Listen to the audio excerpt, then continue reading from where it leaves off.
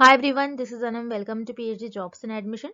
सो आज के इस वीडियो में मैंने रिसर्च मेथोडोलॉजी के कुछ इंपॉर्टेंट एमसीक्यूज जो जनरली पीएचडी एंट्रेंस एग्जामिनेशन में पूछे जाते हैं वो आपके साथ इस वीडियो में डिस्कस करा है for your upcoming Baba Saheb Bhimrao Ambedkar university for your PhD entrance examination. तो मैं आपको बता दूं कि आपके बीबीएयू यूनिवर्सिटी का जो पीएचडी एंट्रेंस एग्जामिनेशन है उसके लिए इन्होंने एडमिट कार्ड्स को रिलीज कर दिया है और उस पर भी मैंने डिटेल में एक वीडियो बनाया था और एडमिट कार्ड को डाउनलोड करने के लिंक भी मैंने आपके साथ डिस्क्रिप्शन बॉक्स में प्रोवाइड कर रखी है, जिससे कि आप वहां से वन क्लिक में आपके एडमिट कार्ड्स को डाउनलोड कर सकते हो। अब नेक्स्ट मैं आपको बता दूं, आपका जो एग्जामिनेशन है PhD entrance exam BBAU university का, ये 23 से 25 अप्रैल 2022 के बीच में कंडक्ट करवाया जाएगा, जिसमें डिफरेंट डिफरेंट शिफ्ट्स में आपका एग्जाम कंडक्ट करवाया जाएगा। सो नेक्स्ट स्लाइड में मैंने आपको वो भी टाइम टेबल बता रखा है, सो आप उससे भी देख लीजिएगा।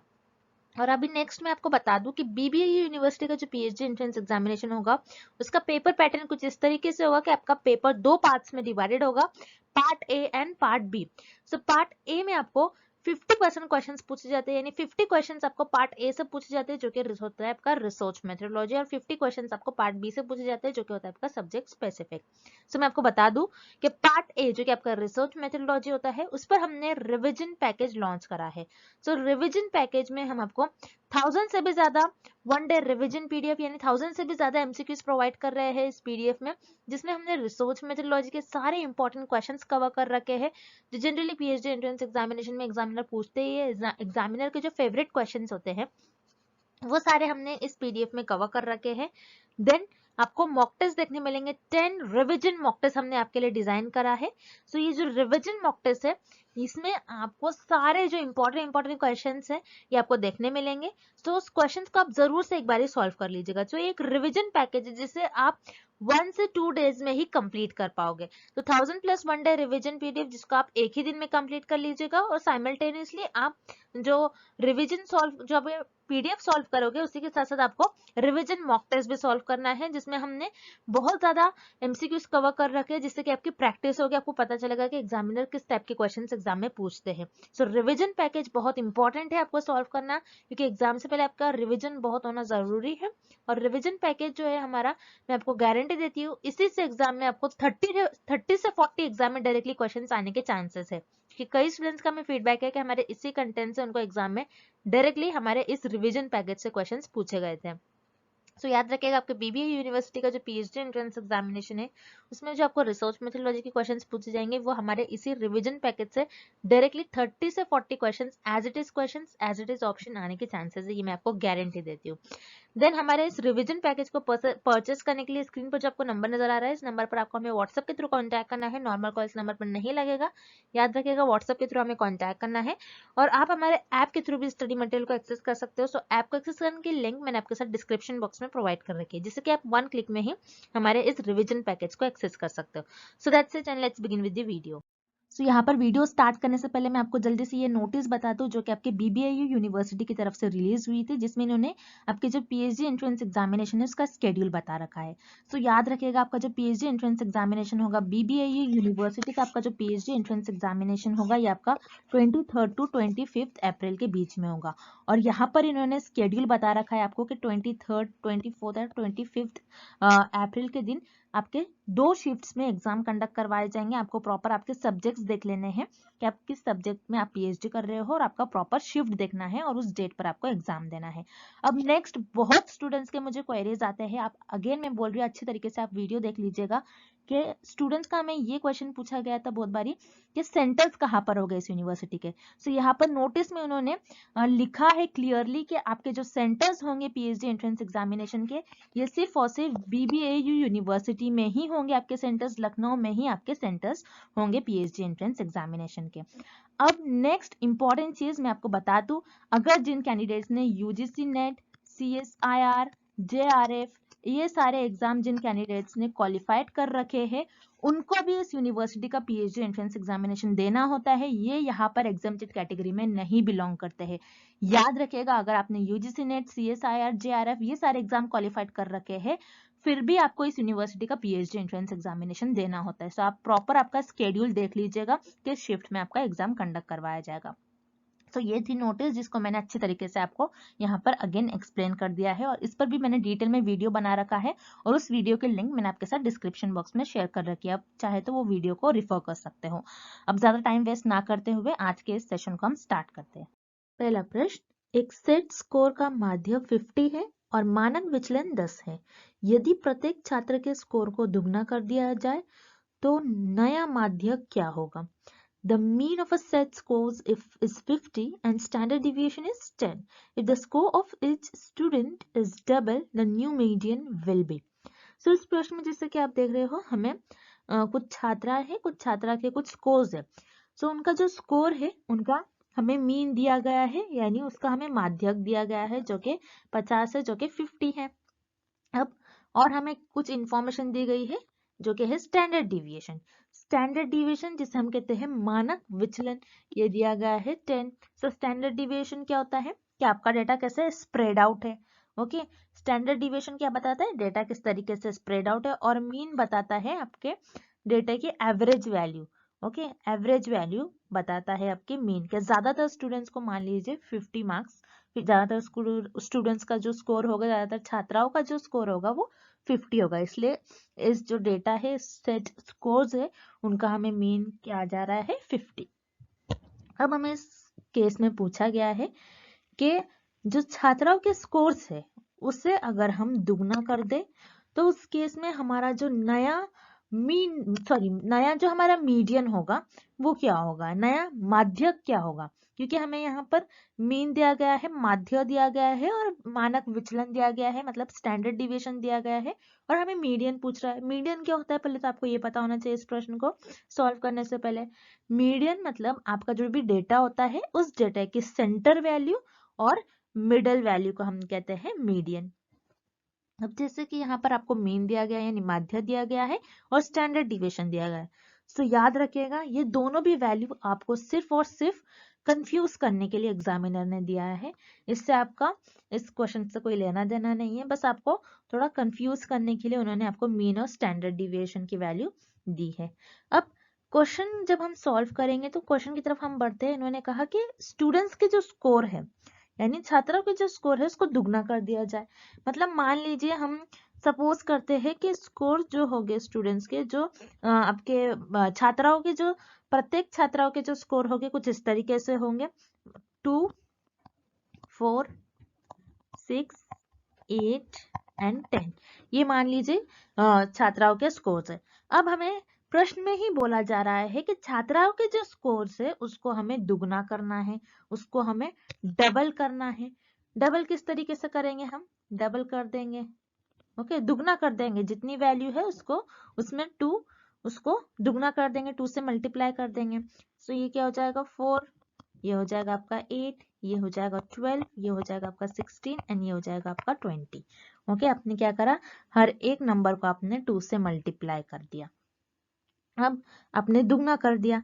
अब दुगना करने के बाद आपका जो ये नया मीडियन होगा, मीडियन क्या हो रहा है देखिए, मीडियन के क्या होता है कि आपके डेटा की जो मिडिल वैल्यू है, जो सेंटर वैल्यू है, उसे हम कहते हैं मीडियन।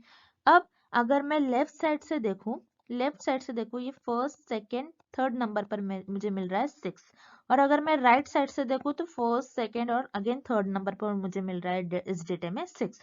मतलब इस डेटा के जो मीडियन वैल्यू है वो है मेरी 6। ओके, मीडियन वैल्यू हमें पता चल गई जो कि है 6। अब जैसे कि हमने दुगना कर दिया हमारे ऑब्जर्वेशंस को, हमारे छात्राओं के स्कोर्स को हमने दुगना कर दिया। दुगना करने पर 6 का क्या हो जा रहा है? 6 हमारा जो डेटा है, सॉरी हमारा जो स्टूडेंट्स का जो स्कोर्स है, छात्राओं का जो स्कोर्स है वो क्या हो गया? डबल हो गया। किस तरीके से बढ़ गया? दुगना हो गया। जो था उसका दुगना हो गया, यानी मीन हमारा यहाँ पर 6 था तो 6 का हमने दुगना 6 का हमने डबल कर दिया तो मीडियन भी हमारा क्या हो जाएगा यहाँ पर? इस केस में जब हमने डबल कर दिया हमारे ऑब्जर्वेशन को तो इस केस में भी आपका मीडियन क्या हो जाएगा? 12। क्योंकि अगर आप लेफ्ट साइड से देखो तो थर्ड नंबर पर आपका 12 नंबर आ रहा है, और अगर आप राइट साइड से देखोगे तो थर्ड नंबर पर अगेन आपका 12 आ रहा है। यानी अगर हमने हमारे जो हमें क्वेश्चन में दिया गया है कि छात्राओं के स्कोर्स को हमने दुगना कर दिया गया, मतलब छात्राओं के जो स्कोर्स है उसको हमने डबल कर दिया, तो उस केस में हमारा मीन भी किस तरीके से बढ़ेगा, वो भी दुगना ही होगा। तो आपका इस प्रश्न का सही उत्तर हो जाएगा विकल्प बी, इंक्रीज्ड बाय डबल, दुगने से बढ़ा। अब ये तो अनचेंज तो होगा नहीं, क्योंकि जैसा था वैसा होगा नहीं, क्योंकि हमें डबल करने बोला गया है, तो ऑब्वियसली यहाँ पर आपका ऑप्शन ए यानी विकल्प ए गलत उत्तर हो जाएगा। उसी तरीके से डिक्रीज बाय हाफ, अगेन ये ऑप्शन तो हो नहीं सकता, क्योंकि हम डबल कर रहे हैं, तो हाफ कैसा होगा, आपको खुद सोचना होगा। ओके, तो यहाँ पर आपका विकल्प सी भी इस प्रश्न का गलत उत्तर हो जाएगा। उसी तरीके से option D, become equal to the mean, यानी माध्य के बराबर बने।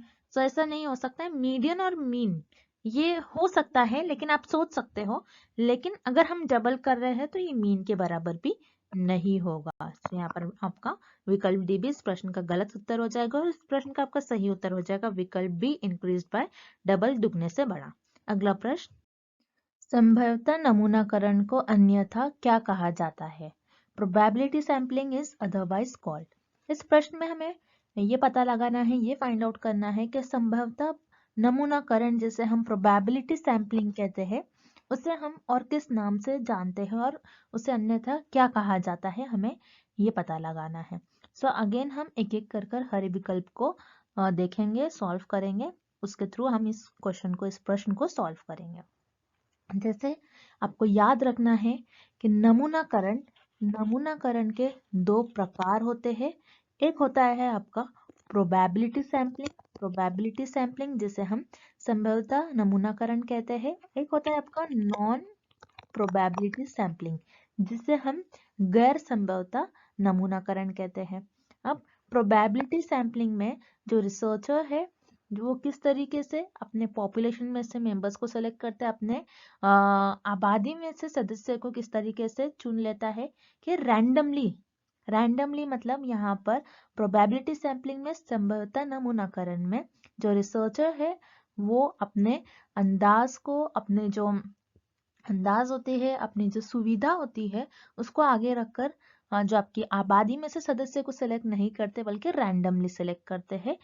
और नॉन प्रोबेबिलिटी सैम्पलिंग जिसे हम गैर संभाव्यता नमूनाकरण कहते हैं, इसमें जो रिसर्चर होते हैं वो अपनी जो पॉपुलेशन होती है, अपनी जो आबादी होती है उसमें से जो कुछ सदस्य को चुनते हैं, वो अपने अंदाजे के हिसाब से अपनी सुविधा के मुताबिक पॉपुलेशन में से मतलब आबादी में से सदस्य को चुन लेते हैं। तो इस तरीके से रिसर्चर नॉन प्रोबेबिलिटी सैम्पलिंग मतलब गैर संभाव्यता नमूनाकरण में अपने आबादी में से कुछ सदस्य को चुन लेते हैं जो कि उनका नमूनाकरण बन जाते हैं। अब इस प्रश्न में हमें ये पता लगाना है कि प्रोबेबिलिटी सैम्पलिंग जिसे हम संभाव्यता नमूनाकरण कहते हैं उसको हम अन्यथा और क्या नाम से जानते हैं और क्या नाम से जाना जाता है। तो याद रखिएगा आपका जो प्रोबेबिलिटी सैम्पलिंग है उसे हम रैंडम सैम्पलिंग कहते हैं, मतलब यादृच्छिक नमूनाकरण कहते हैं। तो यहाँ पर आपका जो विकल्प ए है ये करेक्ट हो जाएगा, और विकल्प बी जो है आपका वो हो जाता है आपका गैर यादृच्छिक नमूनाकरण जिसे हम नॉन प्रोबेबिलिटी सैम्पलिंग भी कहते हैं, जिसे हम गैर संभाव्यता नमूनाकरण भी कहते हैं। तो याद रखिएगा आपके एग्जाम में ऐसा भी प्रश्न आ सकता है, non probability sampling is otherwise called, गैर संभाव्यता नमूनाकरण को अन्यथा हम क्या कहते हैं और क्या कहा जाता है। सो नॉन प्रोबेबिलिटी सैम्पलिंग गैर संभाव्यता नमूनाकरण को अन्यथा गैर यादृच्छिक नमूनाकरण कहते हैं, और प्रोबेबिलिटी सैम्पलिंग यानी संभाव्यता नमूनाकरण को हम यादृच्छिक नमूनाकरण कहते हैं। सो यहाँ पर आपका जो विकल्प ए है ये सही हो जाएगा। सो यहाँ पर आपका ऑप्शन ए रैंडम सैम्पलिंग ये आपका करेक्ट ऑप्शन हो जाएगा। अगला प्रश्न, डेटा को नोट्स, रिकॉर्डिंग और वीडियो टेप के रूप में दर्शाया गया है। Data are represented in the form of notes, recordings and video tapes in। इस प्रश्न में हमें ये फाइंड आउट करना है, ये पता लगाना है कि डेटा को नोट्स, रिकॉर्डिंग और वीडियो टेप के रूप में दर्शाया गया है, तो वो कौन सी रिसर्च का, कौन सी अनुसंधान का एग्जाम्पल होगा।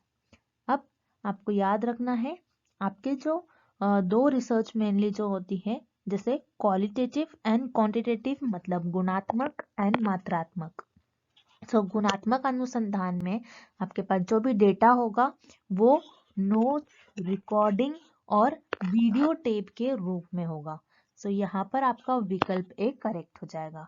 देन विकल्प बी मतलब ऑप्शन बी आपको गिवन है मात्रात्मक अनुसंधान। मात्रात्मक अनुसंधान जैसे आपको नाम देखकर ही इसका अर्थ पता लग रहा होगा। मात्रात्मक जिसे हम क्वांटिटेटिव कहते हैं, जो नंबर्स को दर्शाता है। सो मात्रात्मक अनुसंधान में हमारे पास जो भी डेटा होता है ये नंबर्स के रूप में होता है। सो मात्रात्मक अनुसंधान में हमारे पास जो डेटा होगा वो नंबर्स के रूप में होगा, जैसे किसी की उम्र, किसी के हाइट, किसी की ऊंचाई, किसी का वजन। सो ये आपका मात्रात्मक अनुसंधान के एग्जाम्पल्स हो गए। सो यहाँ पर जो आपका विकल्प बी है ये गलत हो जाएगा। देन विकल्प सी आपको गिवन है एक्सपेरिमेंटल रिसर्च, जिसे हम प्रायोगिक अनुसंधान कहते हैं। सो प्रायोगिक अनुसंधान ऐसी अनुसंधान होती है जिसमें बेसिकली आपके पास जो डेटा होता है, इसमें भी आपके पास जो डेटा होगा वो नंबर के रूप में होता है।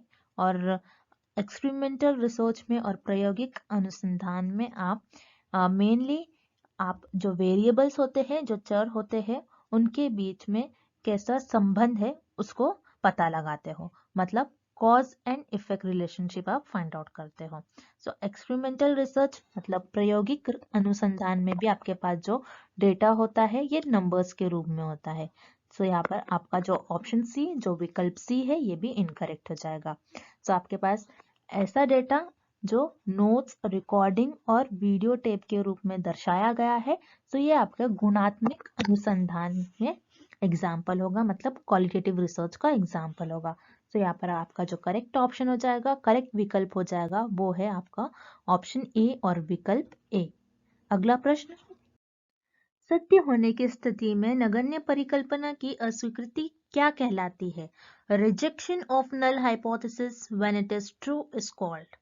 इस प्रश्न में हमें फाइंड आउट करना है, ये पता लगाना है कि आपकी जो नल हाइपोथेसिस है, अगर आपकी नल हाइपोथेसिस मतलब नगण्य परिकल्पना आपकी सत्य है, नगण्य परिकल्पना मतलब नल हाइपोथेसिस आपकी ट्रू है, ट्रू होने पर भी, सत्य होने पर भी आपने इसको रिजेक्ट कर लिया, मतलब आपने इसको अस्वीकार कर लिया, देन उस केस में ये आपकी कौन सी त्रुटि होगी, या आपके कौन से टाइप का एरर होगा, हमें ये फाइंड आउट करना है। अब जैसे कि आपको पता होना चाहिए कि हाइपोथेसिस क्या होती है, मतलब परिकल्पना क्या होता है। हाइपोथेसिस एक टेंटेटिव स्टेटमेंट होता है जो आपके शोधकर्ता के अंदाजे और अनुमान पर आधारित होता है। आपको याद रखना है, बहुत इंपॉर्टेंट है। हाइपोथेसिस मतलब परिकल्पना, जिसे हम परिकल्पना भी कहते हैं, ये एक टेंटेटिव स्टेटमेंट होता है जो शोधकर्ता के अंदाजे और अनुमान पर बेस्ड होता है, और इसी को शोधकर्ता अपनी रिसर्च में टेस्ट करते हैं। अब जो हाइपोथेसिस है उसे टेस्ट करने में रिसर्चर से गलती होती है, उसी को हम कहते हैं एरर्स और त्रुटि। अब रिसर्च में दो टाइप की त्रुटि होती है, एक होती है आपके टाइप 1 एरर, एक होता है टाइप 2 एरर। टाइप 1 त्रुटि और टाइप 2 त्रुटि, तो ये आपको याद रखना है। ये टेबल बहुत इंपॉर्टेंट है, इस फिगर में आपको देखना है। जैसे कि आपकी जो नल हाइपोथेसिस है, मतलब आपकी जो नगण्य परिकल्पना है, अगर ये ट्रू है मतलब ये सत्य है, सत्य होने पर भी आपने इसको अस्वीकार कर लिया, आपने इसको रिजेक्ट कर लिया, तो ये हो जाती है आपकी टाइप 1 एरर और टाइप 1 त्रुटि। अगर आपकी जो नल हाइपोथेसिस है, मतलब जो नगण्य परिकल्पना है, ये फॉल्स है, मतलब ये गलत है, गलत होने पर भी आपने इसको एक्सेप्ट कर लिया, मतलब आपने इसको स्वीकार कर लिया, देन ये हो जाती है आपकी टाइप 2 एरर और टाइप 2 त्रुटि। और इस प्रश्न में हमें पूछ रहा है कि आपकी जो आपकी नगण्य परिकल्पना है, जो आपकी नल हाइपोथेसिस है, वो ट्रू है, मतलब वो सत्य है, सत्य होने पर भी आपने उसको अस्वीकार कर लिया, तो वो कौन सी एरर कहलाएगी, वो कौन सी त्रुटि कहलाएगी, आपकी टाइप 1 त्रुटि। ओके, आपने क्या कर लिया, आपकी जो नल हाइपोथेसिस थे, आपकी नगण्य परिकल्पना है, वो सत्य है, और फिर आपने इसको रिजेक्ट कर लिया, आपने इसको अस्वीकार कर लिया, सो वो हो जाती है आपकी टाइप 1 एरर और टाइप 1 त्रुटि। और जब आपकी नल हाइपोथेसिस फॉल्स होगी फिर भी आपने उसको, मतलब आपकी नल हाइपोथेसिस गलत होगी फिर भी आप उसको स्वीकार कर लेते हो, तो वो हो जाती है आपकी टाइप 2 एरर। सो इस प्रश्न का आपका सही उत्तर होगा विकल्प बी, जो कि है टाइप 1 त्रुटि। अब आपको सैम्पलिंग एरर, त्रिदृश त्रुटि और स्टैंडर्ड एरर मतलब नामक त्रुटि। सो ये जो सैम्पलिंग से रिलेटेड है ये जो टर्म्स है आपकी सैम्पलिंग से रिलेटेड है। जब मैं आपको वो कॉन्सेप्ट समझाऊंगी तब हम ये सारे टर्म्स देखेंगे। तो आपको अभी कंफ्यूज नहीं होना है, आपको इस प्रश्न में बस इतना ही याद रखना है, type 1 error and type 2 error, type 1 त्रुटि और टाइप 2 त्रुटि क्या होती है। तो इस प्रश्न का आपका सही उत्तर हो जाएगा ऑप्शन बी, टाइप 1 एरर और टाइप 1 त्रुटि। अगला प्रश्न, अगर दो चर पूरी तरह से नकारात्मक से संबंधित में होते हैं, two variables are said to be perfectly negatively correlated if। इस प्रश्न में हमें फाइंड आउट करना है और ये पता लगाना है अगर दो चर पूरी तरह से नकारात्मक से संबंधित में होते हैं तो उन दो चर के बीच में कैसा संबंध होगा। अगर आपके जो दो वेरिएबल्स है, दो वेरिएबल्स के बीच में कैसा रिलेटेड है, वो एक दूसरे से कैसे रिलेटेड है, परफेक्टली नेगेटिवली कोरिलेटेड है, तो उन दो वेरिएबल्स के बीच में, उन दो चर के बीच में कैसा कोरिलेशन होगा या फिर कैसा संबंध होगा, हमें ये फाइंड आउट करना है। तो याद रखिएगा कोरिलेशनल रिसर्च में से संबंध रिसर्च में आपके एक कोएफिशिएंट होता है जिसका नाम होता है कार्ल पियर्सन्स कोएफिशिएंट। आपको याद रखना है, बहुत इंपॉर्टेंट कॉन्सेप्ट है कार्ल पियर्सन्स कोएफिशिएंट। तो आपके जो कार्ल पियर्सन्स कोएफिशिएंट की वैल्यू है ये आपकी -1 से +1 के बीच में लाई करती है, -1 से +1 के बीच में होती है। सो यहाँ पर अगर आपके कार्ल पियर्सन्स कोएफिशिएंट की वैल्यू -1 है देन आप कहोगे जो आपके चर है, जो आपके वेरिएबल्स है, उनके बीच में कैसा संबंध होगा, एक दूसरे से वो कैसे रिलेटेड होंगे, परफेक्ट नेगेटिवली। ओके, अगर -1 होगा आपकी कार्ल पियर्सन्स कोएफिशिएंट की वैल्यू तो आपके जो चर है वो एक दूसरे से कैसे, उनके बीच में कैसा संबंध होगा, वो एक दूसरे से परफेक्ट नेगेटिवली कोरिलेटेड होंगे। अगर आपके जो कार्ल पियर्सन्स कोएफिशिएंट की वैल्यू +1 है मतलब आपके जो चर है, आपके जो वेरिएबल्स है एक दूसरे से कैसे कोरिलेटेड होंगे, उनके बीच में कैसे सहसंबंध होगा कि वो एक दूसरे से पॉजिटिवली कोरिलेटेड होंगे। आपको ये याद रखना है। अगर आपके कार्ल पियर्सन्स कोएफिशिएंट की वैल्यू 0 है मतलब वहां पर आपके जो चर है उनके बीच में कोई रिलेशन नहीं होता है, नो रिलेशन। ओके, आपको याद रखना है, this is very important concept. आपके जो कोरिलेशनल रिसर्च, आपके जो संबंधित अनुसंधान है उसमें आपका एक कोएफिशिएंट होता है जिसे हम कहते हैं कार्ल पियर्सन्स कोएफिशिएंट। अगर आपके कार्ल पियर्सन्स कोएफिशिएंट की वैल्यू +1 है मतलब आपके जो वेरिएबल से जो चर है एक दूसरे से परफेक्ट पॉजिटिवली कोरिलेटेड होंगे, उनके बीच में कैसा संबंध होगा, पॉजिटिव संबंध होगा। अगर आपके जो चर है और आपके जो कार्ल पियर्सन्स कोएफिशिएंट की वैल्यू -1 है मतलब आपके जो चर होंगे, दोनों चर के बीच में आपके कोई भी टू वेरिएबल्स के बीच में किस तरीके का रिलेशन होगा, परफेक्ट नेगेटिवली कोरिलेटेड होंगे। वो एक दूसरे से, आपके जो चर होंगे एक दूसरे से उनका कैसा संबंध होगा कि वो एक दूसरे से नेगेटिवली कोरिलेटेड होंगे। सो याद रखना है, जब भी परफेक्टली नेगेटिवली कोरिलेटेड आ रहा है मतलब नकारात्मक सहसंबंध आ रहा है तो आपके जो चर है, आपके जो वेरिएबल्स है उनके बीच में कैसा संबंध है, वो एक दूसरे से परफेक्ट नेगेटिवली कोरिलेटेड होंगे। कब, जब उनकी कार्ल पियर्सन्स कोएफिशिएंट की वैल्यू -1 होती है। तो आपके चर के बीच में कैसा सहसंबंध होगा, गुणांक -1। ओके, तो यहाँ पर आपका जो विकल्प बी होगा ये आपका सही उत्तर हो जाएगा। अगला प्रश्न, नमूने के किसी भी स्तर पर चयन के लिए उपलब्ध उचित पहचान वाले जनसंख्या के सभी तत्वों को कहा जाता है। All the elements of population with proper identification that is available for selection at any stage of sampling is called। इस प्रश्न में हमें पता लगाना है कि आपकी जो जनसंख्या है, जनसंख्या के आपके सभी तत्व, जनसंख्या के सभी तत्व उनके आपके पास एक पहचान मौजूद है, आपके पास एक पहचान उपलब्ध है आपके नमूने के किसी भी स्तर पर। ओके, सो उसे हम क्या कहते हैं, हम फिर से देख लेते हैं, नमूने के किसी भी स्तर पर आपकी जो जनसंख्या है, जनसंख्या के सभी तत्वों की आपको पहचान उपलब्ध है। सो उसे हम क्या कहते हैं? क्या उसे हम नमूना कहते हैं, सैम्पलिंग यूनिट कहते हैं, फिर या फिर नमूना चयन ढांचा कहते हैं, या फिर यूनिवर्स मतलब समस्त विचाराधीन विषय कहते हैं। ओके, सो याद रखिएगा, आपके पास यहाँ पर आपको जो कुछ आपको बताया गया है इस प्रश्न में, आपको एक जगह लिख लेना है। जैसे इस प्रश्न में आपको बताया है, आपकी जो जनसंख्या है, मतलब आपकी जो पॉपुलेशन है, आपकी जनसंख्या है, उसके सारे एलिमेंट्स मतलब आपके सारे तत्वों की आपके पास एक आइडेंटिफिकेशन है। आपकी जो पॉपुलेशन है वो सारे उनके जो एलिमेंट्स है, पॉपुलेशन के एलिमेंट्स मतलब आपकी जो जनसंख्या है उसके सभी तत्वों की आपको पहचान है। पहचान आपके लिए प्रेजेंट है, आपके लिए उपलब्ध है। कहाँ पर? नमूने के सभी स्तर पर। मतलब आपके पास एक लिस्ट है, कुछ इस तरीके के आपके पास पर्ची होगी जिसमें आपके पास सारी आपके जो जनसंख्या है, जनसंख्या के सभी तत्वों की आपके पास पहचान उनकी उपलब्ध होंगी। मतलब एक लिस्ट प्रेजेंट होती है आपके पास जिसमें आपके पॉपुलेशन में से हर एक मेंबर्स के आपके पास इंफॉर्मेशन अवेलेबल होती है जिसके थ्रू आप उनको पहचान सकते हो। तो इसे हम कहते हैं, इस लिस्ट को हम कहते हैं सैम्पलिंग फ्रेम। तो सैम्पलिंग फ्रेम जिसे हम कहते हैं नमूना चयन ढांचा। नमूना चयन ढांचे में क्या होता है, आपके पास एक लिस्ट होती है, आपके पास एक पर्चा होता है जिसमें आपकी जो जनसंख्या है, जनसंख्या के सभी तत्वों की आपको पहचान उपलब्ध होती है। तो उसे हम कहते हैं नमूना चयन ढांचा, जिसे हम सैम्पलिंग फ्रेम भी कहते हैं। अब जो गलत ऑप्शन है, जो इनकरेक्ट ऑप्शन है, उससे भी हम एक बारी देख लेते हैं। सैंपल जिसे हम नमूना कहते हैं, सो नमूना क्या होता है, आपकी जो पूरी जनसंख्या है, जनसंख्या में से आप कुछ लोगों को ले लेते हो, कुछ लोगों को चुन लेते हो, जो कि आपका नमूना बन जाती है।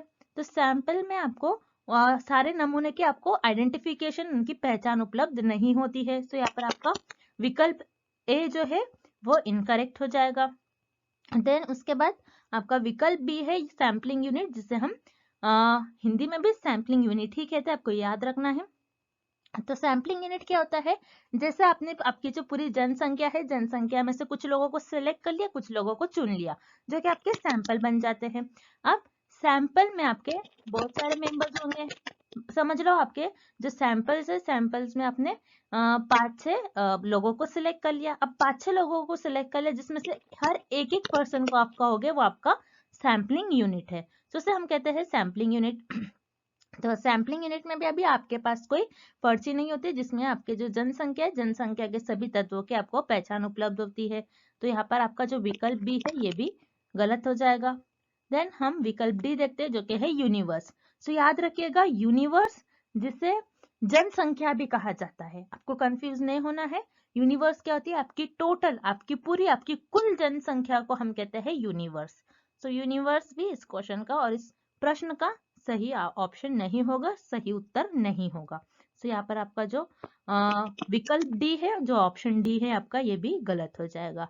सो इस प्रश्न का करेक्ट उत्तर हो जाएगा, करेक्ट आंसर हो जाएगा विकल्प सी, सैम्पलिंग फ्रेम और नमूना चयन ढांचा। तो यहाँ पर जो आपका ऑप्शन सी है और विकल्प सी है, नमूना चयन ढांचा, ये आपका सही उत्तर हो जाएगा। अगला प्रश्न, निम्नलिखित में से कौन सा संभाव्यता का नमूना नहीं है? Which among the following is not a type of probability sampling? इस प्रश्न में हमें ये पता लगाना है और ये फाइंड आउट करना है कि दिए गए विकल्प में से कौन सा एक ऐसा विकल्प है जिसमें हमें प्रोबेबिलिटी सैम्पलिंग जैसे हम संभाव्यता प्रतिचयन कहते हैं, उसका टाइप हमें गिवन नहीं है। सो याद रखिएगा, आपकी जो सैम्पलिंग होती है, मतलब आपकी जो प्रतिचयन होते हैं, इसके दो टाइप होती है आपकी। एक होती है आपकी प्रोबेबिलिटी सैम्पलिंग, एक होती है आपकी non probability sampling. Probability sampling जिसे हम संभाव्यता प्रतिचयन कहते हैं, और नॉन प्रोबेबिलिटी सैम्पलिंग जिसे हम गैर संभाव्यता प्रतिचयन कहते हैं। सो प्रोबेबिलिटी सैम्पलिंग मतलब संभाव्यता प्रतिचयन में क्या होता है कि रिसर्चर अपने जजमेंट और कन्वीनियंस को आगे नहीं रखकर, मतलब अपनी सुविधा और अंदाजे का अनुमान लगाए बिना ही पॉपुलेशन में से अपने मेंबर्स को सिलेक्ट कर लेते हैं, जो कि उनका सैंपल बन जाते हैं। मतलब उनकी जो जनसंख्या होती है उसमें से डायरेक्टली, मतलब रैंडमली अपने नमूने को चुन लेते हैं। उसी तरीके से नॉन प्रोबेबिलिटी सैंपलिंग क्या होता है, जिससे हम गैर संभाव्यता प्रतिचयन कहते हैं। सो नॉन प्रोबेबिलिटी सैंपलिंग में जो रिसर्चर है, मतलब जो शोध करता है, वो अपनी जनसंख्या में से अपने जो नमूने हैं उनको किस तरीके से चुनते हैं, वो अपने शोधकर्ता अपने सुविधा, अपने अंदाजे का अनुमान लगाकर जनसंख्या में से अपने नमूने को चुन लेते हैं। उसे हम कहते हैं नॉन प्रोबेबिलिटी सैंपलिंग और गैर संभाव्यता प्रतिचयन। ओके, अब इस क्वेश्चन में जैसे कि हम हर एक विकल्प देखेंगे और ये पता लगाएंगे कि कौन सा आपको प्रोबेबिलिटी सैंपलिंग का टाइप गिवन है और कौन सा नॉन प्रोबेबिलिटी सैंपलिंग, मतलब कौन सा संभाव्यता प्रतिचयन है और कौन सा गैर संभाव्यता प्रतिचयन है। So option A which is systematic sampling, जिसे हम व्यवस्थित प्रतिचयन कहते हैं। सो सिस्टमैटिक सैंपलिंग, देन उसके बाद आपको ऑप्शन बी गिवन है स्ट्रेटिफाइड सैंपलिंग, जिसे हम कहते हैं इस स्तृतिक प्रतिचयन, देन क्लस्टर सैंपलिंग, जिसे हिंदी में भी हम कहते हैं क्लस्टर प्रतिचयन। सो ये जो तीनों भी ऑप्शन है, तीनों भी जो विकल्प है, विकल्प ए बी सी, ये तीनों भी आपके प्रोबेबिलिटी सैंपलिंग का टाइप होते हैं, मतलब संभाव्यता नमूनाकरण के टाइप होते हैं। तो ये तीनों भी आपके संभाव्यता नमूनाकरण मतलब प्रोबेबिलिटी सैंपलिंग के टाइप होते हैं। लेकिन इस प्रश्न में हमें क्या पूछा गया है कि कौन से विकल्प में हमें संभाव्यता नमूनाकरण का टाइप गिवन नहीं है। सो हमें ऑप्शन ए बी एंड सी में प्रोबेबिलिटी सैंपलिंग मतलब संभाव्यता नमूनाकरण का, संभाव्यता प्रतिचयन का हमें टाइप गिवन है। सो यहाँ पर आपका विकल्प ए बी सी तीनों भी इनकरेक्ट हो जाएगा और आपका करेक्ट विकल्प और सही विकल्प आपका होगा option D which is quota sampling, जिसे हम कहते हैं कोटा प्रतिचयन। कोटा सैंपलिंग क्या होता है, ये आपका नॉन प्रोबेबिलिटी सैंपलिंग का एक टाइप होता है, मतलब गैर संभाव्यता प्रतिचयन का एक टाइप होता है, जिसमें आप क्या करते हो और शोधकर्ता मतलब रिसर्चर क्या करते हैं, पॉपुलेशन होती है उनकी, पॉपुलेशन में से ऐसे लोगों को सिलेक्ट करते हैं जो उनका रिसर्च का एम है, जो उनके रिसर्च स्टडी का एम है, जो उनके शोध का एम है। तो यहाँ पर क्या किया, उनकी जो जनसंख्या है, ये रिसर्चर की जनसंख्या है, ये शोधकर्ता की जनसंख्या है। जनसंख्या में से शोधकर्ता ने अपनी सुविधा के हिसाब से और अपने अंदाजे के हिसाब से क्या कर लिया, ऐसे ऐसे मेल को सिलेक्ट कर लिया, ऐसे ऐसे पुरुषों को सिलेक्ट कर लिया जिनकी जो एज है वो 40 के अबव है, जिनकी वर्ष कितनी है, 40 के ज्यादा है, 40 से ज्यादा है, उन लोगों को अपनी सुविधा अपने अंदाजे के हिसाब से ले लिया कि उनको लगता है मुझे इन पुरुषों से मुझे इंफॉर्मेशन मिल सकती है। सो उन लोगों को सिलेक्ट कर लिया और उनका ये सैंपल बन गया, उनका ये नमूना बन गया और इन पर शोधकर्ता अपनी रिसर्च परफॉर्म करेंगे, इन पर शोध परफॉर्म करेंगे। सो ये होती है आपका कोटा सैंपलिंग। कोटा सैंपलिंग आपके नॉन प्रोबेबिलिटी सैंपलिंग का टाइप होती है, मतलब गैर संभाव्यता प्रतिचयन का एक टाइप होती है। सो यहाँ पर आपका जो करेक्ट विकल्प हो जाएगा, आपका जो सही विकल्प हो जाएगा, वो हो जाएगा option D quota sampling which is quota प्रतिचयन। अगला प्रश्न, मौलिक अनुसंधान निम्नलिखित में से किस द्वारा भी जाना जाता है। Fundamental research is also known as. इस प्रश्न में हमें पता लगाना है कि मौलिक अनुसंधान को और हम किस नाम से जानते हैं, या फिर मौलिक अनुसंधान को या किस नाम से जाना जाता है। मतलब फंडामेंटल रिसर्च को और हम क्या कहते हैं, कौन सी रिसर्च कहते हैं फंडामेंटल रिसर्च को, और दूसरे किस नाम से हम जानते हैं, हमें ये पता लगाना है इस प्रश्न में। सो फंडामेंटल रिसर्च होती क्या है, मौलिक अनुसंधान ये अनुसंधान होती क्या है, पहले तो आपको ये पता होना चाहिए। सो फंडामेंटल रिसर्च में जो रिसर्चर्स होते हैं आपके, मतलब आपके जो शोधकर्ता होते हैं, ये न्यू आइडियाज, न्यू कॉन्सेप्ट और न्यू थ्योरीज को डेवलप करते हैं, मतलब नए विचार, नए अवधारणा और नए सिद्धांत को विकसित करते हैं, उसे हम कहते हैं फंडामेंटल रिसर्च। सो फंडामेंटल रिसर्च यानी आपकी मौलिक अनुसंधान जो होती है, इसमें researcher new ideas, new concept, new theories को डेवलप करते हैं ताकि वो अपनी नॉलेज को, अपने ज्ञान को बढ़ा सके, अपनी नॉलेज को इंक्रीज कर सके। इसीलिए रिसर्चर्स जो होते हैं आपके, जो शोधकर्ता होते हैं, ये फंडामेंटल रिसर्च परफॉर्म करते हैं।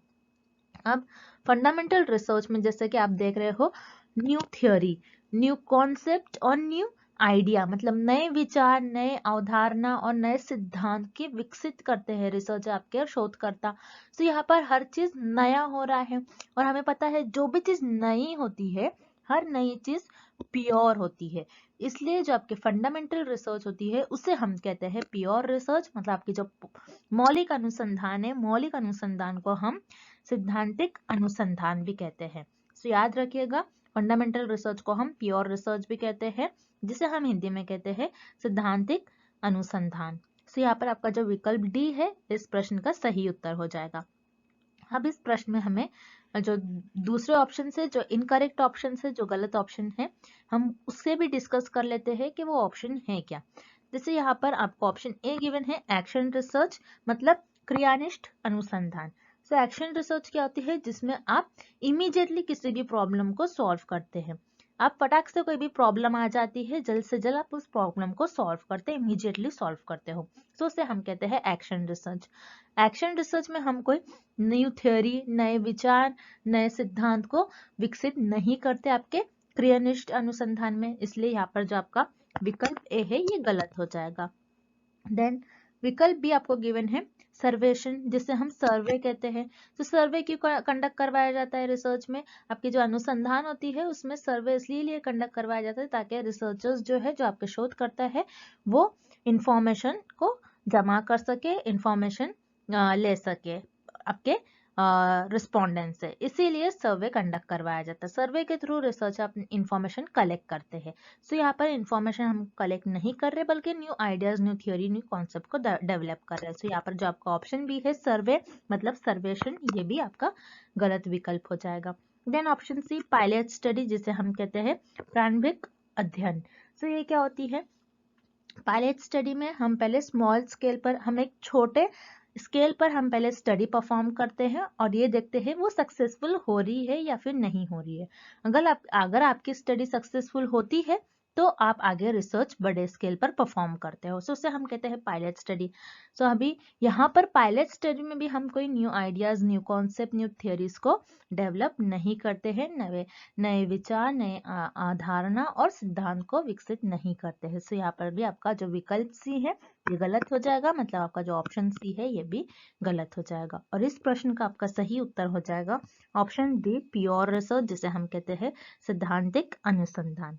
अगला प्रश्न, प्रयोग और अवलोकन पर आधारित अनुसंधान कहलाता है।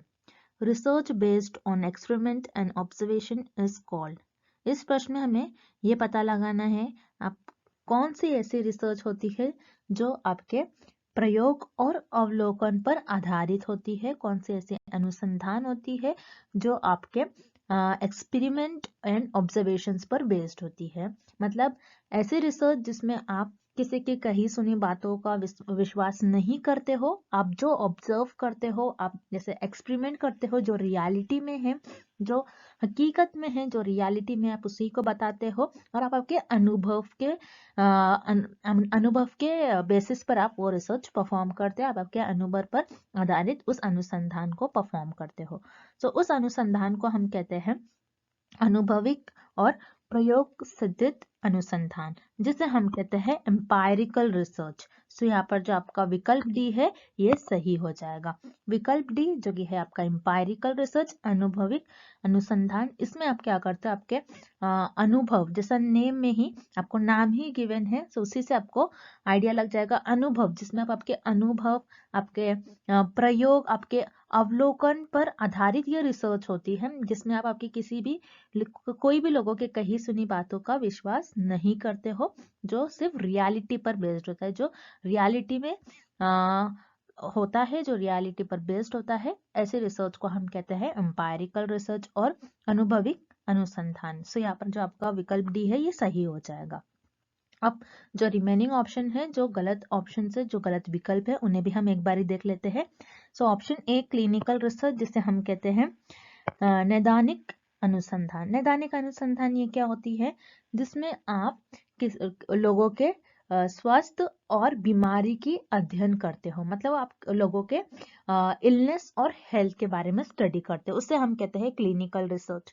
सो क्लिनिकल रिसर्च इस क्वेश्चन का सही आंसर नहीं होगा। आप क्लिनिकल रिसर्च में ऑब्जर्वेशन, एक्सपेरिमेंट, आपके एक्सपीरियंस, इसको आगे रखकर रिसर्च परफॉर्म नहीं करते हो। यहाँ पर जो विकल्प ए है आपका ये गलत हो जाएगा। विकल्प बी एक्सपेरिमेंटल रिसर्च, जिसे हम कहते हैं प्रायोगिक अनुसंधान। प्रायोगिक अनुसंधान क्या होता है, जिसमें आप किसी दो चरों के बीच में उनका संबंध बताते हो, मतलब दो चरों के बीच का कारण और प्रभाव बताते हैं, उनके बीच में कैसा संबंध है। तो यहाँ पर एक्सपेरिमेंटल रिसर्च में हम क्या करते हैं, कॉज एंड इफेक्ट रिलेशनशिप बताते हैं बिटवीन दी वेरिएबल्स, जो कि होते हैं आपके इंडिपेंडेंट एंड डिपेंडेंट वेरिएबल। तो यहाँ पर हमको किसी वेरिएबल से, किसी चरों के बीच में कोई संबंध से रिलेटेड हमें प्रश्न गिवन नहीं है। तो यहाँ पर जो आपका विकल्प भी है ये भी गलत हो जाएगा।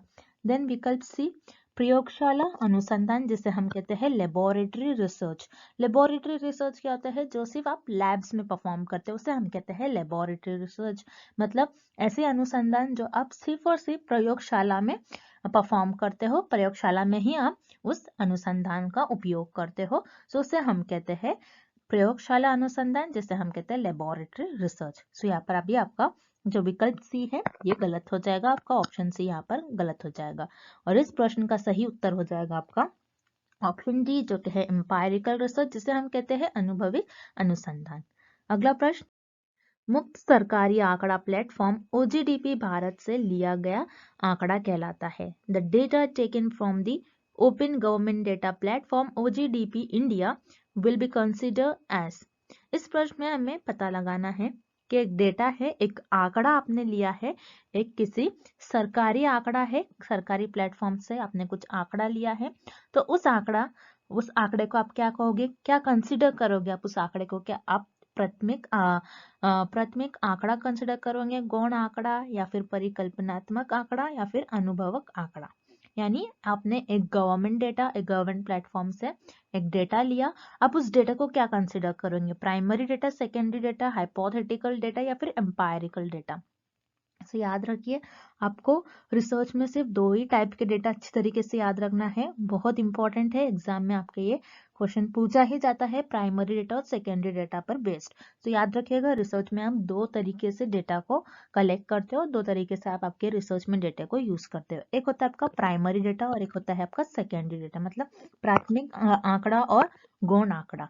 प्राइमरी डेटा क्या होता है, जो रिसर्चर खुद जनरेट करते हैं। प्राइमरी डेटा का मतलब क्या होता है, जो रिसर्चर खुद रिसर्च में डेटा जनरेट करते हैं, मतलब खुद रिसर्चर वो डेटा कलेक्ट करते हैं, खुद आपके शोधकर्ता जो होते हैं वो रिसर्च में आपके शोध में इंफॉर्मेशन, आपके शोध में जो आंकड़ा होता है उनको इकट्ठा करते हैं, उससे हम कहते हैं प्राथमिक आंकड़ा, जिसे हम कहते हैं प्राइमरी डेटा। और सेकेंडरी डेटा क्या होता है, सेकेंडरी डेटा जो ऑलरेडी अवेलेबल डेटा होता है, जो ऑलरेडी अवेलेबल डेटा होता है, उससे हम कहते हैं secondary data. Secondary data publish data होता है, ऑलरेडी अवेलेबल डेटा होता है। तो सेकेंडरी डेटा, यहाँ पर सेकेंडरी डेटा में रिसर्चर जो होता है आपके वो डेटा को जनरेट नहीं करते हैं। मतलब गौण आंकड़ा क्या होता है, ये पहले से ही आपके पास डेटा प्रेजेंट होता है, किसी ने इस पर रिसर्च किया होता है, ये ऑलरेडी अवेलेबल डेटा होता है, यहाँ पर रिसर्चर खुद डेटा जनरेट नहीं करते हैं। मतलब यहाँ पर जो आपके शोध करता है वो आंकड़ों में आंकड़ा जनरेट नहीं करते हैं, मतलब आपका डेटा को जनरेट नहीं करते, उससे हम कहते हैं गौण आंकड़ा, जिसे हम कहते हैं सेकेंडरी डेटा। अब इस क्वेश्चन में हमें जैसे कि दिया गया है कि एक डेटा जो है वो एक गवर्नमेंट प्लेटफॉर्म से लिया गया, एक ओपन गवर्नमेंट प्लेटफॉर्म से लिया गया है, मतलब ऐसा आंकड़ा जो सरकारी प्लेटफॉर्म से लिया गया है। सो यहाँ पर जो गवर्नमेंट का डेटा है, याद रखिएगा, गवर्नमेंट का डेटा पब्लिश डेटा होता है, ऐसा डेटा जो गवर्नमेंट का डेटा लिया गया है। सो गवर्नमेंट का डेटा आपका पब्लिश डेटा होता है, और जो डेटा पब्लिश्ड होता है मतलब ऑलरेडी प्रेजेंट होता है, पहले से ही प्रेजेंट डेटा होता है, उससे हम कहते हैं सेकेंडरी डेटा, जिसे हम कहते हैं गौण आंकड़ा। जो ऑलरेडी अवेलेबल डेटा होता है उससे हम कहते हैं गौण आंकड़ा और सेकेंडरी डेटा। सो इस प्रश्न का आपका सही उत्तर हो जाएगा विकल्प बी, जो कि है आपका ऑप्शन बी, सेकेंडरी डेटा और गौण आंकड़ा। सो यहाँ पर आपका ऑप्शन भी करेक्ट हो जाएगा। अब जो आपके ऑप्शन सी और डी है, इन्हें भी हम एक बारी देख लेते हैं। ऑप्शन सी हाइपोथेटिकल डेटा, जिसे हम कहते हैं प्राकल्पनिक आंकड़ा। सो ये क्या होते हैं, हाइपोथेटिकल डेटा, ये हाइपोथेसिस से लिया गया है ये वर्ड, मतलब आपका इमेजिनरी डेटा, आप थोड़े समय के लिए मान लेते हो कि ऐसा हो सकता है, ये डेटा ऐसा हो सकता है। सो यहाँ पर आप मान कुछ नहीं रहे हो, यहाँ पर आपका हाइपोथेटिकल डेटा नहीं है, ये ऑलरेडी अवेलेबल डेटा है। सो यहाँ पर जो आपका विकल्प सी है ये गलत हो जाएगा। विकल्प डी अनुभविक आंकड़ा, जिसे हम कहते हैं एम्पायरिकल डेटा। एम्पायरिकल डेटा क्या होता है? जो आपके अनुभव पर बेस्ड होता है, जो आपके अनुभव पर आधारित होता है, उसे हम कहते हैं एम्पायरिकल डेटा। सो यहाँ पर ये आपका एम्पायरिकल भी डेटा नहीं होगा, ये आपके गवर्नमेंट का डेटा आपके अनुभव पर बेस्ड नहीं होता है। सो यहाँ पर जो आपका विकल्प डी है ये भी गलत हो जाएगा। सो यहाँ पर जो गवर्नमेंट डेटा है इसे हम कंसिडर करेंगे सेकेंडरी डेटा, मतलब आपका जो सरकारी प्लेटफॉर्म से आपने आंकड़ा लिया है उस आंकड़े को हम कंसिडर करेंगे आपका गौण आंकड़ा। तो इस प्रश्न का आपका सही उत्तर हो जाएगा विकल्प बी, सेकेंडरी डेटा और गौण आंकड़ा। अगला प्रश्न, निम्न में से शोध के लिए किसकी आवश्यकता होती है? Which of the following is required in research? इस प्रश्न में हमें पता लगाना है कि दिए गए विकल्प में से एक ऐसा विकल्प है जिसकी शोध में आवश्यकता होती है। मतलब दिए गए ऑप्शन में से कौन सा एक ऐसा ऑप्शन है जिसकी शोध में रिक्वायरमेंट होती है, जिसकी आपकी जो रिसर्च है उसमें उसकी जरूरत होती है। तो हम एक एक कर सारे विकल्प देखेंगे, एक एक कर सारे ऑप्शंस देखेंगे और पता लगाएंगे कि रिसर्च में किस चीज की, किस ऑप्शन की रिक्वायरमेंट होती है और आपके शोध में किस चीज की आवश्यकता होती है। तो पहले हम ऑप्शन ए देखेंगे, इमेजिनरी व्यू, जिसे हम कहते हैं कल्पनात्मक दृष्टिकोण। तो कल्पनात्मक दृष्टिकोण क्या होता है, इमेजिनरी व्यू क्या होता है? जैसे मान लीजिए आपने कुछ इमेजिन कर लिया जो रियलिटी में एग्जिस्ट नहीं कर रहा, लेकिन आपने इमेजिन कर लिया। जैसे कोई स्पाइडरमैन की स्टोरी है, ये इमेजिन के बेसिस पर बनी है। आपने कुछ इमेजिन कर लिया जो रियलिटी में एग्जिस्ट नहीं करती है।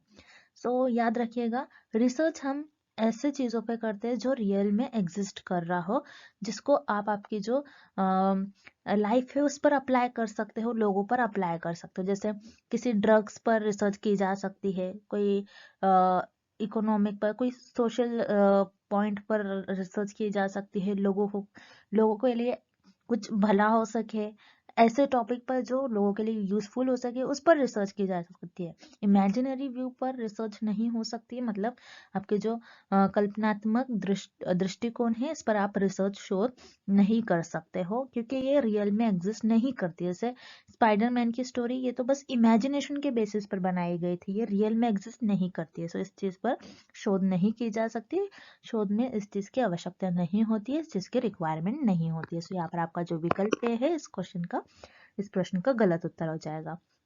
उसी तरीके से विकल्प भी, नरेशन जिसे हम कहते हैं अभिकथन।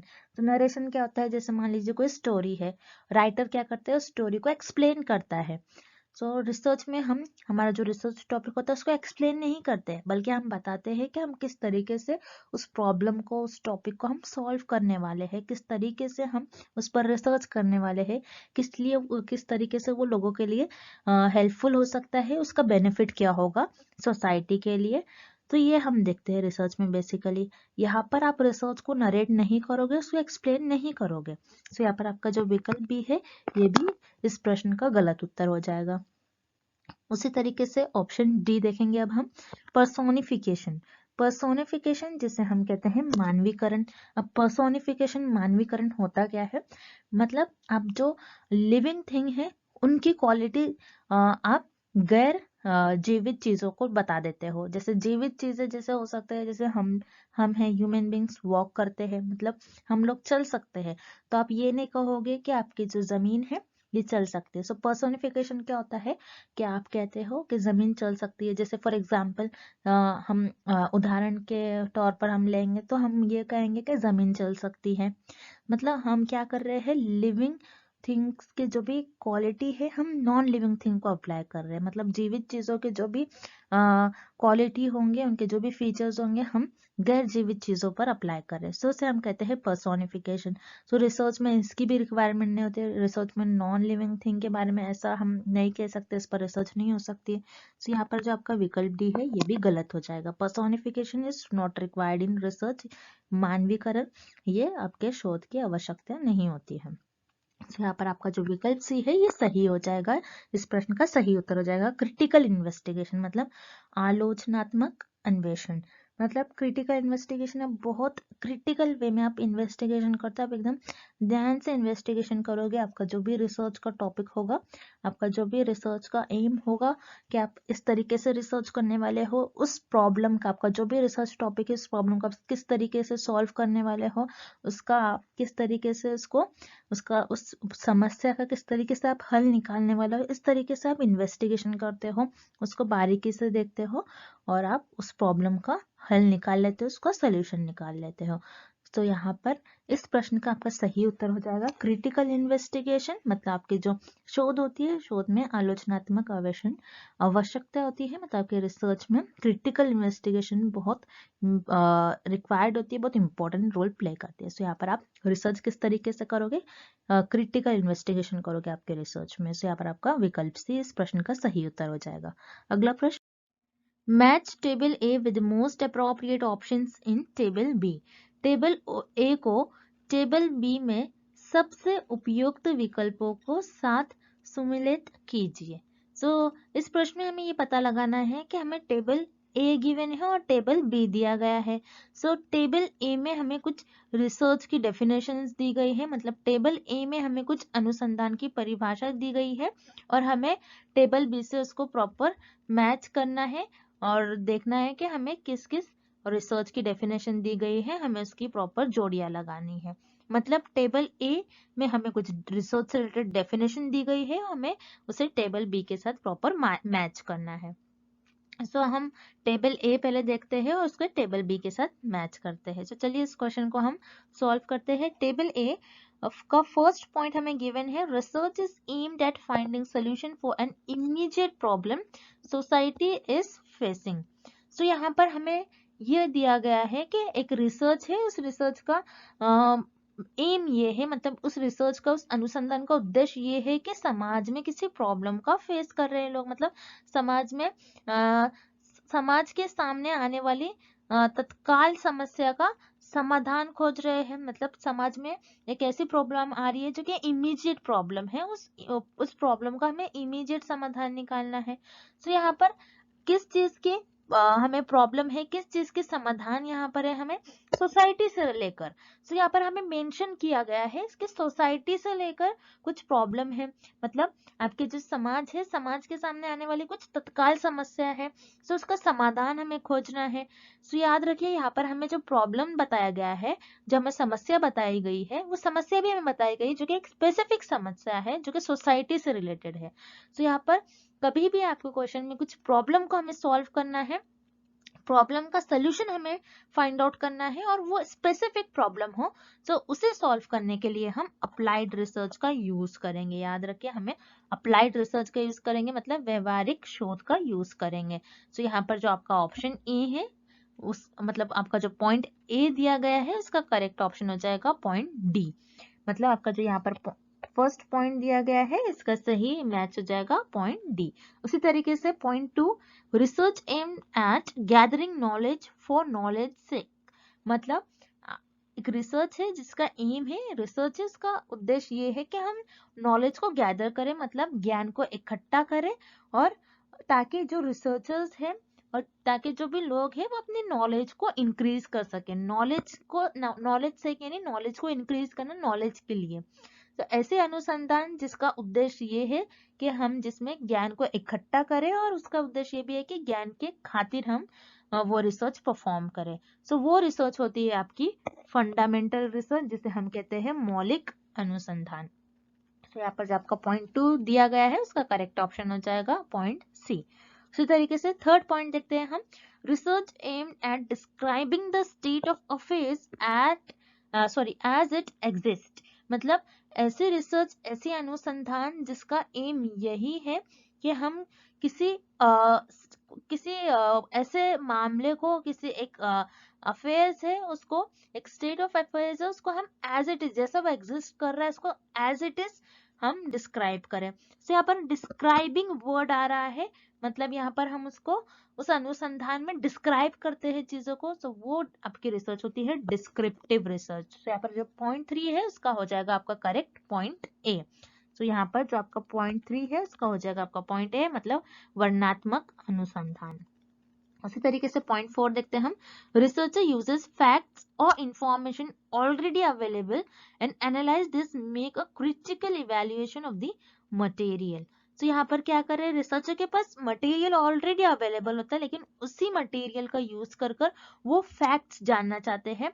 यानी यहाँ पर रिसर्चर के पास सारी इंफॉर्मेशन ऑलरेडी अवेलेबल होती है, उसे रिसर्चर प्रैक्टिकल्स परफॉर्म कर देखते हैं कि वो रियलिटी में वो चीज हैपन हो रही है या फिर नहीं हो रही है।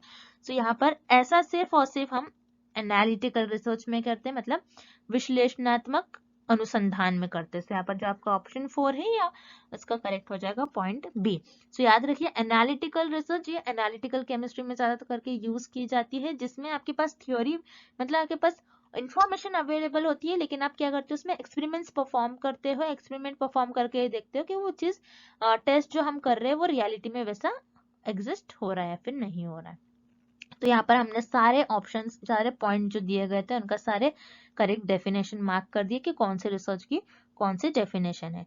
सो ये ऑर्डर अगर आप देखते हो तो हमें ऑप्शन बी में गिवन है, so इसलिए इस क्वेश्चन का आपका राइट ऑप्शन हो जाएगा ऑप्शन बी, विकल्प बी इस प्रश्न का सही उत्तर हो जाएगा। अगला प्रश्न, पूर्व निर्धारित प्रश्न जो उत्तर देने के केवल कुछ वैकल्पिक तरीकों की अनुमति देते हैं कहलाते हैं। Predetermined questions which allow only a few alternative way of answering is called। इस क्वेश्चन में हमें ये पूछ रहा है कि ऐसे क्वेश्चंस जो कि प्री डिटरमाइंड होते हैं, मतलब ऐसे प्रश्न जो हम पहले से ही डिसाइड कर लेते हैं, जो पहले से ही हम तैयार कर लेते हैं उन प्रश्न को, जिससे कि आपके पास कुछ क्वेश्चन के आंसर्स के लिए कुछ आपके पास ऑल्टरनेटिव वे होते हैं, उससे हम क्या कहते हैं। तो यहाँ पर याद रखना है ऐसे क्वेश्चन जिसको आप पहले से ही डिसाइड कर लेते हो, मतलब ऐसे क्वेश्चंस जिनको आप पहले से ही प्रिपेयर कर लेते हो, जिसको आप पहले से ही बना लेते हो, उसे हम कहते हैं स्ट्रक्चर्ड क्वेश्चंस। याद रखिएगा जब भी आपको क्वेश्चन में ऐसा पूछा जाता है, जब भी आपको प्रश्न में ऐसा पूछा जाता है कि ऐसे प्रश्न जो आप पहले से ही उसकी आप तैयारी करते हो, पहले से ही उसको आप डिसाइड कर लेते हो कि मैं ऐसे ऐसे क्वेश्चंस पूछने वाला हूँ, तो उसे हम कहते हैं स्ट्रक्चर्ड क्वेश्चन। जैसे फॉर एग्जाम्पल आप रिसर्च कंडक्ट करवा रहे हो, आप रिसर्चर हो, आप शोधकर्ता हो, तो आप क्या कर रहे हो, आपको ये देखना है कि पर्टिकुलर जो आप जैसे मानोगे कोई होटल है, उस होटल का आपको फीडबैक चाहिए, कोई या फिर कोई ऑनलाइन सर्विस है, आपकी ऑनलाइन कोई वेबसाइट है, उससे अगर लोग कोई चीजें परचेस कर रहे हैं तो उसका आपको फीडबैक फॉर्म देना है। सो फीडबैक फॉर्म में जैसे आप देखते होंगे तो वहाँ पर हर एक क्वेश्चन पहले से ही लिखे होते हैं और यहाँ पर आपको 4 ऑप्शंस में से टिक मार्क करना होता है। सो यहाँ पर आपको कोई एक ही विकल्प पर टिक मार्क करना होता है जो कि सही होता है। जिस तरीके से आपको फॉर एग्जांपल बेस्ट एग्जांपल है आपके एग्जाम में, जैसे एग्जाम में जैसे आपके एमसीक्यूज पूछे जाते हैं, आपको एमसीक्यूज टाइप के प्रश्न आपके, जिसमें पहले से ही सारे प्रश्न डिसाइडेड होते हैं, एग्जामिनर आपको पहले से ही सारे प्रश्न डिसाइडेड होते हैं एग्जामिनर के, लेकिन आपको ऐसा ही विकल्प चूज करना होता है, आपको ऐसा ही विकल्प चुनना होता है जो कि एक ही सही उत्तर होगा उसका। तो मतलब ऐसे ही क्वेश्चन का आंसर जिसका एक ही सही आंसर होता है और वो क्वेश्चन आप पहले से ही डिसाइड कर लेते हो, आप ये कर लेते हो कि आप पहले से ही उस प्रश्न को डिसाइड कर लेते हो, बता देते हो कि आप पहले से ही सारा डिसाइड कर लेते हो और उसका आंसर कुछ एक ही होने वाला है, तो उसे हम कहते हैं क्लोज एंडेड स्ट्रक्चर्ड क्वेश्चंस। जब भी स्ट्रक्चर्ड आता है मतलब पहले से ही डिसाइड कर लेते हो, उसका एक पहले से ही आप एक मैनर बना लेते हो, सिस्टमैटिक वे में उस क्वेश्चन को बना लेते हो पहले से ही, सो उसे हम कहते हैं close ended structured question, close ended structured प्रश्न। सो इस प्रश्न का आपका सही विकल्प हो जाएगा विकल्प बी। अब जो इनकरेक्ट विकल्प है उन्हें भी हम एक एक बार देख लेते हैं। So close ended unstructured question, मतलब क्लोज एंडेड अनस्ट्रक्चर्ड प्रश्न, ये प्रश्न कैसा होता है, ये क्लोज एंडेड हो गया, मतलब ये इसी टाइप के होंगे, एमसीक्यूज टाइप के हो सकते हैं, आपके यस नो टाइप हो सकते हैं, लेकिन यहाँ पर ये किस टाइप के क्वेश्चंस होंगे, अनस्ट्रक्चर्ड, मतलब यहाँ पर उनका कोई स्ट्रक्चर नहीं होगा। यहाँ पर रिसर्चर जो होते हैं आपके शोधकर्ता पहले से कुछ डिसाइड नहीं करते कि कैसे क्वेश्चंस होंगे, पहले से कुछ भी डिसाइडेड नहीं होता है। सो यहाँ पर जो आपका ऑप्शन ए है जो विकल्प है इस प्रश्न का सही उत्तर नहीं होगा। उसी तरीके से ऑप्शन सी डाइकोटोमस क्वेश्चंस, जिसे हम कहते हैं द्विबीजपत्री प्रश्न। तो डाइकोटोमस का मतलब क्या होता है, डाइकोटोमस का मतलब होता है ऐसी थिंग जिसे हम 2 पार्ट्स में डिवाइडेड करते हैं, उसे हम कहते हैं डाइकोटोमस क्वेश्चंस। तो ऐसे क्वेश्चंस जिसे हम 2 पार्ट्स में डिवाइडेड करते हैं उसको आप पहले से ही प्री प्लान बोलोगे या फिर पहले से आप सोच लेते हो, इससे कुछ क्वेश्चन का कोई लेना देना ही नहीं है इस ऑप्शन का। बस ये ऑप्शन आपको कंफ्यूज करने के लिए दिया गया है इस प्रश्न में। तो आपको कंफ्यूज नहीं होना है। डाइकोटोमस का मतलब होता है कि किसी भी आप ऐसी चीजें, ऐसी थिंग जिसे आप दो चीजों में डिवाइड कर लेते हो, उसे हम कहते हैं डाइकोटोमस। तो यहाँ पर जो आपका ऑप्शन सी है ये भी इस प्रश्न का गलत उत्तर हो जाएगा। उसी तरीके से option D, open ended questions. Open ended questions क्या होते हैं? जिसमें रिसर्चर इंटरव्यूज कंडक्ट करवाते हैं। इंटरव्यूज के थ्रू एक्सपर्ट्स होंगे, उनका ओपिनियन जानेंगे, जिसमें रिसर्चर को जो इंफॉर्मेशन मिलती है वर्ड्स और टेक्स्ट के फॉर्म में मिलेंगी। यस नो टाइप के फॉर्म में रिसर्चर को रिस्पॉन्स नहीं मिलेगा। तो याद रखिए, ओपन एंडेड क्वेश्चंस में रिसर्चर को वर्ड्स और टेक्स्ट के फॉर्म में रिस्पॉन्डेंट से रिस्पॉन्स मिलता है। तो यहाँ पर इस प्रश्न का ये भी सही विकल्प नहीं होगा। इस प्रश्न का आपका जो सही उत्तर हो जाएगा वो है विकल्प बी, क्लोज एंडेड स्ट्रक्चर्ड प्रश्न, क्लोज एंडेड स्ट्रक्चर्ड क्वेश्चंस। अगला प्रश्न, द रिसर्च हाइपोथेसिस, अनुसंधान परिकल्पना। इस प्रश्न में हमें पता लगाना है कि अनुसंधान परिकल्पना की परिभाषा हमें किस ऑप्शन में दिया गया है, मतलब अनुसंधान परिकल्पना की हमें डेफिनेशन किस ऑप्शन में दी गई है, हमें ये पता लगाना है इस प्रश्न में। तो हम एक एक कर सारे विकल्प देखेंगे और पता लगाएंगे कि इस प्रश्न का सही उत्तर क्या होने वाला है। तो जिससे कि यहाँ पर हमें रिसर्च हाइपोथेसिस की डेफिनेशन पूछी गई, मतलब अनुसंधान परिकल्पना की डेफिनेशन पूछी गई। सो रिसर्च हाइपोथेसिस क्या होता है? बेसिकली अगर आप एक डेफिनेशन देखोगे, आप परिकल्पना की एक परिभाषा देखोगे तो बताती है परिकल्पना ये कि आपका जो भी रिसर्च होता है, रिसर्च में जो वेरिएबल्स होते हैं, वेरिएबल्स के बीच में जो आपकी हाइपोथेसिस होती है, ये कुछ प्रिडिक्शन का काम करती है, मतलब एक भविष्य बताने का काम करती है कि आपकी जो नॉलेज होती है, नॉलेज के बेसिस पे ऐसा हो सकता है, आप ये प्रिडिक्ट करते हो। मतलब आप बताते हो कि इन वेरिएबल्स के बीच में ऐसा रिलेशन हो सकता है और आप उसी स्टेटमेंट को आप आपके रिसर्च में टेस्ट करने की कोशिश करते हैं। सो ये होती है आपकी हाइपोथेसिस, ये होती है आपकी परिकल्पना की परिभाषा। अब हम एक एक करके सारे विकल्प देखेंगे और पता लगाएंगे कि इस प्रश्न का आपका सही उत्तर क्या होगा। So option A, hypothesis must contain at least one independent variable and one dependent variable. Yes, hypothesis क्या हो सकता है? जिसमें आपके एक इंडिपेंडेंट वेरिएबल होना चाहिए और एक डिपेंडेंट वेरिएबल होना चाहिए, क्योंकि एक और कोई दो चीजों के बीच में, कोई दो वेरिएबल के बीच में ही आप प्रिडिक्शन लगा सकते हो कि इसके बीच में ऐसे कुछ रिलेशन हो सकते हैं इन दोनों वेरिएबल के बीच में। मतलब कम से कम एक स्वतंत्र और एक आश्रित चर होना चाहिए आपके हाइपोथेसिस के लिए। जैसे मान लीजिए यहाँ पर मेरे पास दो वेरिएबल होंगे, एक होगा मेरा प्लांट और एक होगा वाटर। तो यहाँ पर दो वेरिएबल होंगे, एक होगा प्लांट एंड एक वाटर। सो मैं क्या कहूंगी कि प्लांट और वाटर के बीच में कुछ ना कुछ रिलेशन है। अगर प्लांट को मैं वाटर ज्यादा दूंगी तो हो सकता है प्लांट की ग्रोथ ज्यादा हो। सो यहाँ पर मेरे पास दो वेरिएबल है और इन दोनों वेरिएबल के बीच में मैं कुछ रिलेशन देख रही हूँ। सो एक इंडिपेंडेंट होगा इनमें से और एक डिपेंडेंट होगा। ओके, सो यहाँ पर जो आपको विकल्प ए दिया गया है इस प्रश्न का सही उत्तर हो जाएगा। उसी तरीके से ऑप्शन बी भी देखते हैं हम। Is a predictive statement that relates an independent variables to dependent variable. मतलब एक भविष्य कहलाने वाला कथन है जो एक स्वतंत्र चर और एक आश्रित चर के जोड़ता है। यस, यहाँ पर हम क्या करते हैं, ये इंडिपेंडेंट और डिपेंडेंट वेरिएबल के बीच में जो रिलेशन है उस रिलेशन के बारे में प्रिडिक्शन लगाते हैं। मतलब इंडिपेंडेंट वेरिएबल और डिपेंडेंट वेरिएबल कैसे एक दूसरे से रिलेट कर रहे हैं, उनके बीच में हम कुछ प्रिडिक्शन, कुछ भविष्यवाणी करते हैं। जैसे मान लीजिए यहाँ पर मैंने ये भविष्यवाणी करी कि हो सकता है अगर मैं वाटर ज्यादा दूं तो इस प्लांट की ग्रोथ भी ज्यादा हो सकती है। यहाँ पर मैं कंफर्म नहीं करी कि वाटर आप ज्यादा दोगे तो ही प्लांट की ग्रोथ ज्यादा होगी, मैंने बोला हो सकता है, यहाँ पर मैं भविष्यवाणी कर रही हूँ। तो यहाँ पर जो आपको विकल्प भी दिया गया है ये भी इस प्रश्न का सही उत्तर हो जाएगा। उसी तरीके से ऑप्शन सी और विकल्प सी, hypotheses are predictive statements which are to be objectively verified or the relationship that are assumed that to be tested. मतलब यहाँ पर जो आपका विकल्प सी बता रहा है, ये बता रहा है आपने जो भी भविष्यवाणी की थी, जो भी कथन के बारे में भविष्यवाणी की थी आपने, आप उससे क्या करते हो, आप उसका परीक्षण करते हो आपके रिसर्च में। यस, मैंने यहाँ पर प्रिडिक्शन जो करा था, मैंने जो यहाँ पर गेसेस करा था, मैंने ये कहा था कि हो सकता है अगर मैं वाटर ज्यादा दूं प्लांट की तो प्लांट की ग्रोथ ज्यादा होगी। तो ये मेरा प्रिडिक्शन था। अब मैं इसी प्रिडिक्शन को मेरे रिसर्च में, मेरे अनुसंधान में मैं इसको टेस्ट करूंगी। मैं अपनी उसी भविष्यवाणी को अपने शोध में उसका परीक्षण करूंगी, मतलब उसको टेस्ट करूंगी। तो यहाँ पर जो ऑप्शन सी दिया गया है ये भी आप कह सकते हो ये भी आपके रिसर्च हाइपोथेसिस की डेफिनेशन होंगी, मतलब आपका जो विकल्प सी दिया गया है तो इसमें भी आप कह सकते हो कि ये आपके अनुसंधान परिकल्पना की परिभाषा होगी।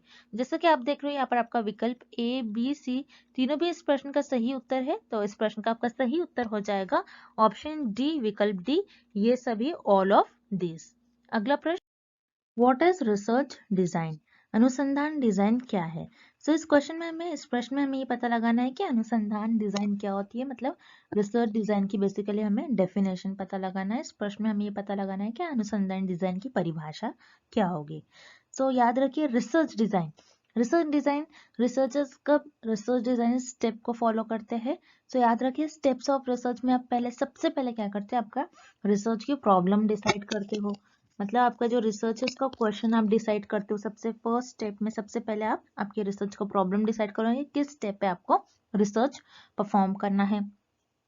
देन उसके बाद सेकेंड स्टेप में रिसर्चर जो शोधकर्ता होते हैं ये आपकी उनकी रिसर्च डिजाइन डिसाइड करते हैं। रिसर्च डिजाइन क्या होता है? रिसर्च डिजाइन में बेसिकली जो रिसर्चर होते हैं ये डिसाइड करते हैं कि वो अपनी रिसर्च को किस तरीके से परफॉर्म करने वाले, अपने रिसर्च में वो क्या कौन कौन सी चीज़ों को इंक्लूड करने वाले, कैसे उस रिसर्च को वो परफॉर्म करेंगे। जैसे रिसर्चर को किस पर्टिकुलर टॉपिक पर रिसर्च करना, उनकी कुछ भी प्रॉब्लम होंगी, कुछ प्रॉब्लम है मतलब डिसीज से रिलेटेड कुछ प्रॉब्लम होंगे, उसके उस डिसीज के अगेंस्ट उन्हें ड्रग फॉर्म करना होगा। तो ये रिसर्चर यहाँ पर क्या करेंगे कि पहले रिसर्चर ये डिसाइड करेंगे कि उनको कहाँ की पॉपुलेशन पर स्टडी करना है। रिसर्च अपने रिसर्च डिजाइन में ये लिखेंगे कि उनको कहाँ की पॉपुलेशन पर स्टडी करना है, किस पॉपुलेशन पर स्टडी करना है, मैं कौन सा एरिया सिलेक्ट करूंगा, मैं किस एरिया को चुनूंगा स्टडी करने के लिए, फिर उसके बाद किन किन लोगों को मैं अपनी स्टडी में इंक्लूड करूंगा, फिर मैं किस तरीके से अपने सैंपल्स को सिलेक्ट करूंगा, फिर मैं किस तरीके से उनसे डेटा कलेक्ट करूंगा, फिर मैं उस डेटा को किस तरीके से एनालाइज करूंगा। तो ये जो सारे स्टेप है, मतलब जो रिसर्चर करने वाले होते हैं अपने रिसर्च में, जो आगे फ्यूचर में वो जिस तरीके से अपने रिसर्च को परफॉर्म करते हैं, ये सारा रिसर्च अपने रिसर्च डिजाइन में लिखते हैं। याद रखिए रिसर्च डिजाइन में बेसिकली जो रिसर्चर अपने शोधकर्ता जो है ये एक प्लानिंग करते हैं। यहाँ पर इस स्टेज में सारी प्लानिंग होती है कि अपने रिसर्च को जो रिसर्चर है किस तरीके से परफॉर्म करने वाले हैं, मतलब रिसर्च में कौन कौन से स्टेप्स, कौन कौन से वो प्रोसीजर फॉलो करने वाले हैं, किस तरीके से वो डेटा कलेक्ट करने वाले, किस तरीके से वो डेटा को एनालाइज करने वाले, ये सारी चीजें रिसर्चर अपने रिसर्च डिजाइन में बता देते हैं। बेसिकली रिसर्च डिजाइन में हम आप कह सकते हो कि रिसर्च डिजाइन में आपके जो शोध करते हैं प्लानिंग करते हैं। और याद रखिएगा रिसर्च डिजाइन को हम ब्लूप्रिंट भी कहते हैं, बहुत इंपॉर्टेंट है। रिसर्च डिजाइन को ब्लूप्रिंट भी कहा जाता है। बहुत से स्टूडेंट्स को पता ही नहीं होता कि रिसर्च डिजाइन को हम ब्लूप्रिंट भी कहते हैं। आपको एग्जाम में क्वेश्चन इस तरीके से भी पूछा जा सकता है, what is blueprint? Research design को ही हम ब्लूप्रिंट कहते हैं, जिसमें हम सारी चीजें, मतलब आपके जो शोध करते हैं वो सारी प्लानिंग कर लेते हैं। उसी तरीके से अगर आप ऑप्शंस देखोगे, अगर आप विकल्प देखोगे, तो इस क्वेश्चन का आपका राइट ऑप्शन हो जाएगा ऑप्शन बी, जो कि बता रहा है a framework of for every stage of the collection and analysis of data. मतलब आप आपके रिसर्च में हर एक चीज किस तरीके से करने वाले हो, हर एक स्टेज में आप किस तरीके से डेटा कलेक्ट करने वाले हो, किस तरीके से डेटा को एनालाइज करने वाले हो, उसका फ्रेमवर्क तैयार कर लेते हो। फ्रेमवर्क मतलब उसको किस तरीके से करने वाले हो उसको आप बता देते हो आपके रिसर्च डिजाइन में। मतलब आपके डेटा का जो संग्रह है और विश्लेषण है, हर चरण के लिए एक आप डिसाइड कर लेते हो, आप बता देते हो हर चरण में, मतलब हर स्टेज में आप किस तरीके से रिसर्च करने वाले हो, किस तरीके से आप आपके डेटा को एनालाइज करने वाले, किस तरीके से आप आपके डेटा का विश्लेषण करने वाले, उसको कलेक्ट करने वाले, उसको जमा करने वाले, उसको इकट्ठा करने वाले हो। ये सारी चीजें आप आपके अनुसंधान की डिजाइन में बताते हो। इस प्रश्न का आपका सही विकल्प हो जाएगा विकल्प बी। उसी तरीके से जो रिमेनिंग ऑप्शन से जो इनकरेक्ट है उन्हें भी हम एक एक बारी देख लेते हैं। Option A, the choice between using qualitative and quantitative research. मतलब यहाँ पर आप चॉइस करते हो, ये बता रहा है ये ऑप्शन कि आप रिसर्च डिजाइन में ये चॉइस करते हो कि आप कि क्वालिटेटिव और क्वांटिटेटिव मेथड्स दोनों में से कौन से मेथड्स को यूज करेंगे। मतलब गुणात्मक और मात्रात्मक जो आपकी शोध होती है, इन शोध में से आप कौन सी शोध का यूज करोगे, आप ये बताते हो। नहीं, ऐसा नहीं करते हो, बल्कि आपकी रिसर्च की प्लानिंग करते हो। यहाँ पर आपका विकल्प इनकरेक्ट हो जाएगा। उसी तरीके से विकल्प C, the style in which present your research finding, example graph. मतलब आपने आपके रिसर्च की और रिसर्च के जो आपके रिजल्ट आ रहे हैं, जो आपके परीक्षण है, आपके जो रिजल्ट आ रहा है आपके शोध के, उसके आप क्या करते हो, उससे आपको जो इन्फॉर्मेशन मिलती है आप एक ग्राफिकल फॉर्म में इसको कन्वर्ट करते हो। ये बता रहा है हमें ऑप्शन सी। नहीं, रिसर्च डिजाइन में हम कोई अपने रिसर्च के फाइंडिंग्स मतलब रिसर्च के रिजल्ट को एक ग्राफिकल वे में नहीं बताते। तो यहाँ पर जो आपका विकल्प सी है इस प्रश्न का रॉन्ग उत्तर हो जाएगा, गलत उत्तर हो जाएगा। इस प्रश्न का आपका जो सही उत्तर हो जाएगा वो हो जाएगा ऑप्शन बी। मतलब आपके रिसर्च डिजाइन में सारी प्लानिंग कर लेते हो किस तरीके से डेटा कलेक्ट करोगे और एनालाइज करोगे। सो ऑप्शन बी ही इज द राइट आंसर। अगला प्रश्न, निम्नलिखित घटकों के सही क्रम की पहचान करें जो अनुसंधान के परस्पर संबंधित है। Identify the correct order of the following components which are interrelated in research. So इस प्रश्न में हमें ये पता लगाना है कि दिए गए पॉइंट्स जो हमें दिए गए हैं, कुछ स्टेप्स दिए गए हैं रिसर्च के। बेसिकली यहाँ पर हमें रिसर्च के स्टेप्स दिए गए हैं। सो रिसर्च के इन स्टेप्स को हमें करेक्ट ऑर्डर में अरेंज करना है। मतलब आपकी जो शोध है, शोध में हम जिस तरीके से सारे स्टेप्स फॉलो करते हैं, सारे जो हम स्टेप्स फॉलो करते हैं वन बाय वन, उन्हें हमें एक सही क्रम में अरेंज करना है।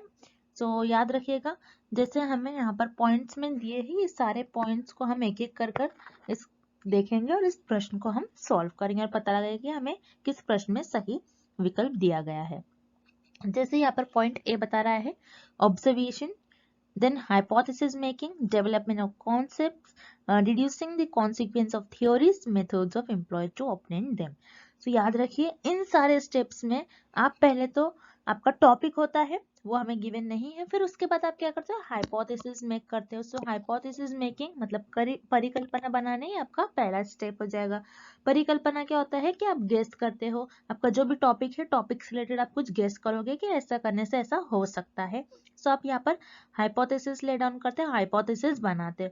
हाइपोथेसिस बनाने के बाद आप क्या करोगे, उस हाइपोथेसिस को आप हाइपोथेसिस बनाने के बाद आप कुछ कॉन्सेप्ट डेवलप करोगे उस हाइपोथेसिस से रिलेटेड। जैसे हाइपोथेसिस आपने बना लिया कि हो सकता है कि वाटर ज्यादा देने से प्लांट की ग्रोथ भी ज्यादा हो, ये मैंने एक हाइपोथेसिस बना ली। अब मैंने तो हाइपोथेसिस बना ली, लेकिन मैंने जो हाइपोथेसिस बनाई है, मैंने अपने जो मुझे नॉलेज है थोड़ी बहुत जिस फील्ड में, उसके बेसिस पर मैं हाइपोथेसिस बनाऊंगी। और फिर हाइपोथेसिस बनाने के बाद मैं उसके बाद उससे रिलेटेड कुछ कॉन्सेप्ट्स डेवलप करूंगी कि मैंने किस कॉन्सेप्ट से, किस बेसिस पे मैंने ये हाइपोथेसिस डेवलप किया, इसके पीछे कॉन्सेप्ट्स क्या है। तो सेकेंड स्टेप में हम कॉन्सेप्ट डेवलप करते हैं। सो यहाँ पर डेवलपिंग कॉन्सेप्ट, अवधारणाओं का विकास, ये आपका सेकेंड स्टेप में आ जाएगा। देन थर्ड स्टेप में आपने कॉन्सेप्ट डेवलप किया, आपने कुछ इंफॉर्मेशन जनरेट की रही, फिर उसके बाद आप उसे ऑब्जर्व करोगे। मतलब आप उसका अवलोकन करोगे, उसे ऑब्जर्व करोगे, आप उसे एनालाइज करोगे। सो यहाँ पर ऑब्जर्वेशन ये आपका थर्ड स्टेप आ जाएगा। ऑब्जर्वेशन के बाद आप देखोगे कि आपने किस तरीके से आप थ्योरी को आपने डेवलप करोगे। आप आपकी थ्योरी जो है उसको प्रूफ करने की कोशिश करोगे। डिड्यूसिंग द कॉन्सिक्वेंस ऑफ थ्योरीज का बताओगे कि आपकी जो थ्योरीज है आप ऑब्जर्व करोगे और थ्योरीज आप उसके बेसिस पर डेवलप करोगे। मतलब मैंने यहाँ पर पहले ये देख लिया कि मैं देखूंगी कि ये रिलेशन बिटवीन में हो सकता है। मेरी हाइपोथेसिस मैंने ऐसे बनाया था कि हो सकता है अगर मैं प्लांट को प्लांट को वाटर ज्यादा दूंगी तो हो सकता है प्लांट की ग्रोथ भी ज्यादा हो। तो इसके बेसिस पर मैं कुछ इन्फॉर्मेशन जनरेट करूंगी, कुछ कॉन्सेप्ट बताऊंगी। इन्फॉर्मेशन मतलब कुछ कॉन्सेप्ट बताएंगे हम कि किस बेसिस पर हमने ये हाइपोथेसिस ले डाउन करा। देन उसके बाद जो भी हमने कॉन्सेप्ट लिया है उसको हम ऑब्जर्व करेंगे। ऑब्जर्वेशन के बाद हम थ्योरीज को डेवलप करेंगे। तो यहाँ पर जो reducing the consequence of theories ये आपका फोर्थ पॉइंट हो जाएगा। देन फिफ्थ पॉइंट हो जाएगा कि आप उसके बाद उसके मेथड्स बताओगे, किस मेथड्स पे आपने ये थ्योरीज को ऑब्टेन करा है, किस मेथड्स पे आपने ये थ्योरी को जनरेट करा है, बनाया है। सो यहाँ पर आपका ये जो है फिफ्थ पॉइंट 50 हो जाएगा। सो इस प्रश्न का आपका जो सही उत्तर हो जाएगा, और इस प्रश्न का हमें जो सही ऑर्डर दिया गया है ये ऑप्शन ए में दिया गया है। सो इस क्वेश्चन का आपका राइट ऑप्शन हो जाएगा ऑप्शन ए। अगला प्रश्न, सह संबंधी विश्लेषण का प्रमुख विशेषता का पता लगाना है। The major characteristic of correlational analysis is seek to out. इस प्रश्न में हमें पता लगाना है कि कोरिलेशनल एनालिसिस का मेजर कैरेक्टरिस्टिक्स क्या है, मतलब आपके सह संबंधी विश्लेषण का प्रमुख विशेषता क्या है, हम क्यों कोरिलेशनल एनालिसिस करते हैं और हम उससे कैरेक्टरिस्टिक बताना है, मतलब उसकी हमें बेसिकली यहाँ पर हमें कोरिलेशनल रिसर्च से रिलेटेड एक क्वेश्चन दिया गया है। सो कोरिलेशनल रिसर्च में जैसे हम कोरिलेशन एनालिसिस करते हैं, सो इसका कैरेक्टरिस्टिक क्या होता है, हम वेरिएबल्स के बीच में क्या देखते हैं बेसिकली कोरिलेशनल रिसर्च में और कोरिलेशनल एनालिसिस में। तो जैसे कि हमें पता है जो हमारी कोरिलेशनल रिसर्च है इसमें हम वेरिएबल्स के बीच में रिलेशन देखते हैं। जैसे मान लीजिए कोई हमारे पास एक वेरिएबल ए है और एक वेरिएबल बी है, सो इन दोनों वेरिएबल के बीच में हम रिलेशन देखते हैं। लेकिन हम ये तो देखेंगे कि वेरिएबल ए और वेरिएबल बी के बीच में जो रिलेशन है वो कैसा रिलेशन है। और उसी के साथ साथ कोरिलेशनल एनालिसिस में अगर हम कोरिलेशनल रिसर्च में वेरिएबल्स को एनालाइज करें, उनको हम ऑब्जर्व करें, तो हम ये ऑब्जर्व करते हैं कि एक वेरिएबल बढ़ाने से दूसरा बढ़ रहा है। अगर एक वेरिएबल बढ़ाने से दूसरा वेरिएबल बढ़ रहा है, तो अगर दोनों भी वेरिएबल सेम डायरेक्शन में जाते हैं तब हम उसे कहते हैं ये परफेक्टली पॉजिटिव कोरिलेशन है, इनके बीच में पॉजिटिव कोरिलेशन है क्योंकि एक बढ़ने से दूसरा भी बढ़ रहा है। उसी तरीके से हम ये भी पता लगाते हैं कि एक घटने से दूसरा क्या घट रहा है या फिर एक बढ़ने से दूसरा बढ़ रहा है। अगर एक घटने से दूसरा बढ़ रहा है मतलब एक कम होने से दूसरा वेरिएबल ज्यादा हो रहा है, तो उस केस में हम कहते हैं नेगेटिव कोरिलेशन है। ओके, याद रखना है आपका, अगर दोनों वेरिएबल सेम डायरेक्शन में मूव होते हैं तो उन्हें हम कहते हैं पॉजिटिव कोरिलेशन, और दोनों वेरिएबल अपोजिट डायरेक्शन में मूव होते हैं तो उन्हें हम कहते हैं नेगेटिव कोरिलेशन है वेरिएबल्स के बीच में। तो बेसिकली हम वेरिएबल्स के बीच में संबंध बताते हैं, उनके बीच में कैसा संबंध है, वो एक दूसरे से कैसे रिलेटेड है, क्या एक को कम करने से दूसरा कम हो रहा है या फिर एक को बढ़ाने से दूसरा बढ़ रहा है। यही हम हमारे कोरिलेशनल रिसर्च में फाइंड आउट करते हैं और इसी चीज को हम कहते हैं कोरिलेशन एनालिसिस। क्योंकि हम यहाँ पर वेरिएबल्स के बीच में किस तरीके से एनालाइज कर रहे हैं कि मैं अगर वेरिएबल ए को बढ़ाती हूँ सो वेरिएबल बी पे से क्या असर हो रहा है, इसका क्या इफेक्ट हो रहा है कि ये भी बढ़ रहा है या फिर ये घट रहा है। ये बेसिकली हम कोरिलेशनल एनालिसिस में कोरिलेशनल रिसर्च में करते हैं और इसी तरीके से हम कोरिलेशनल एनालिसिस करते हैं, मतलब कोरिलेशनल रिसर्च में चीजों को एनालाइज करते हैं, वेरिएबल्स को बेसिकली एनालाइज करते हैं।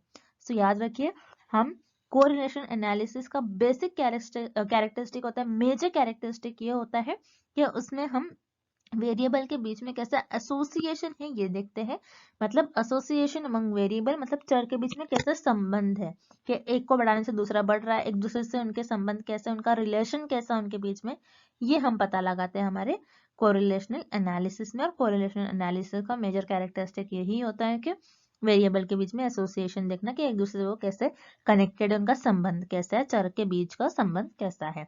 तो यहाँ पर जो आपका ऑप्शन सी है इस प्रश्न का सही विकल्प हो जाएगा। उसी तरीके से हम रिमेनिंग ऑप्शंस भी देख लेते हैं। जैसे यहाँ पर आपको ऑप्शन ए दिया गया है डिफरेंस अमंग वेरिएबल्स, मतलब वेरिएबल्स के बीच का डिफरेंस। हम बेसिकली डिफरेंस नहीं देखते हैं, हम उनका बीच में संबंध देखते हैं, उनके बीच का अंतर नहीं देखते, हम चरों के बीच का अंतर नहीं देखते हैं, हम बस ये देखते हैं चरों के बीच में कैसा संबंध है, क्या एक को बढ़ाने से दूसरा घट रहा है फिर दूसरे को बढ़ाने से दूसरा बढ़ ही रहा है, हम ये देखते हैं, बेसिकली डिफरेंस नहीं देखते। तो यहाँ पर आपका विकल्प ए रॉन्ग हो जाएगा। उसी तरीके से विकल्प बी वेरिएशन अमंग वेरिएबल्स, मतलब चर के बीच भिन्नता, मतलब वेरिएशन मतलब कैसे वो वेरी कर रहे हैं एक दूसरे से, उनमें क्या वेरिएशन एक दूसरे से वो कैसे अलग हो रहे हैं, ये नहीं हम देखते, हम देखते हैं उनके बीच में क्या रिलेशन है। तो यहाँ पर आपका ऑप्शन बी भी इनकरेक्ट हो जाएगा और इस क्वेश्चन का आपका सही विकल्प हो जाएगा option C association among variable, चरों के बीच संबंध। अगला प्रश्न, पी वैल्यू का मतलब है, पी वैल्यू स्टैंड्स फॉर। सो इस प्रश्न में पूछा जा रहा है कि पी वैल्यू का क्या मतलब होता है, पी वैल्यू का क्या फुल फॉर्म होता है। सो याद रखिए, पी वैल्यू का मतलब होता है प्रोबेबिलिटी वैल्यू, यानी प्रायिकता मान। अब प्रोबेबिलिटी वैल्यू ये होती क्या है, पी वैल्यू होती क्या है, आपको पहले तो ये पता होना चाहिए, बहुत इंपॉर्टेंट है एग्जाम में।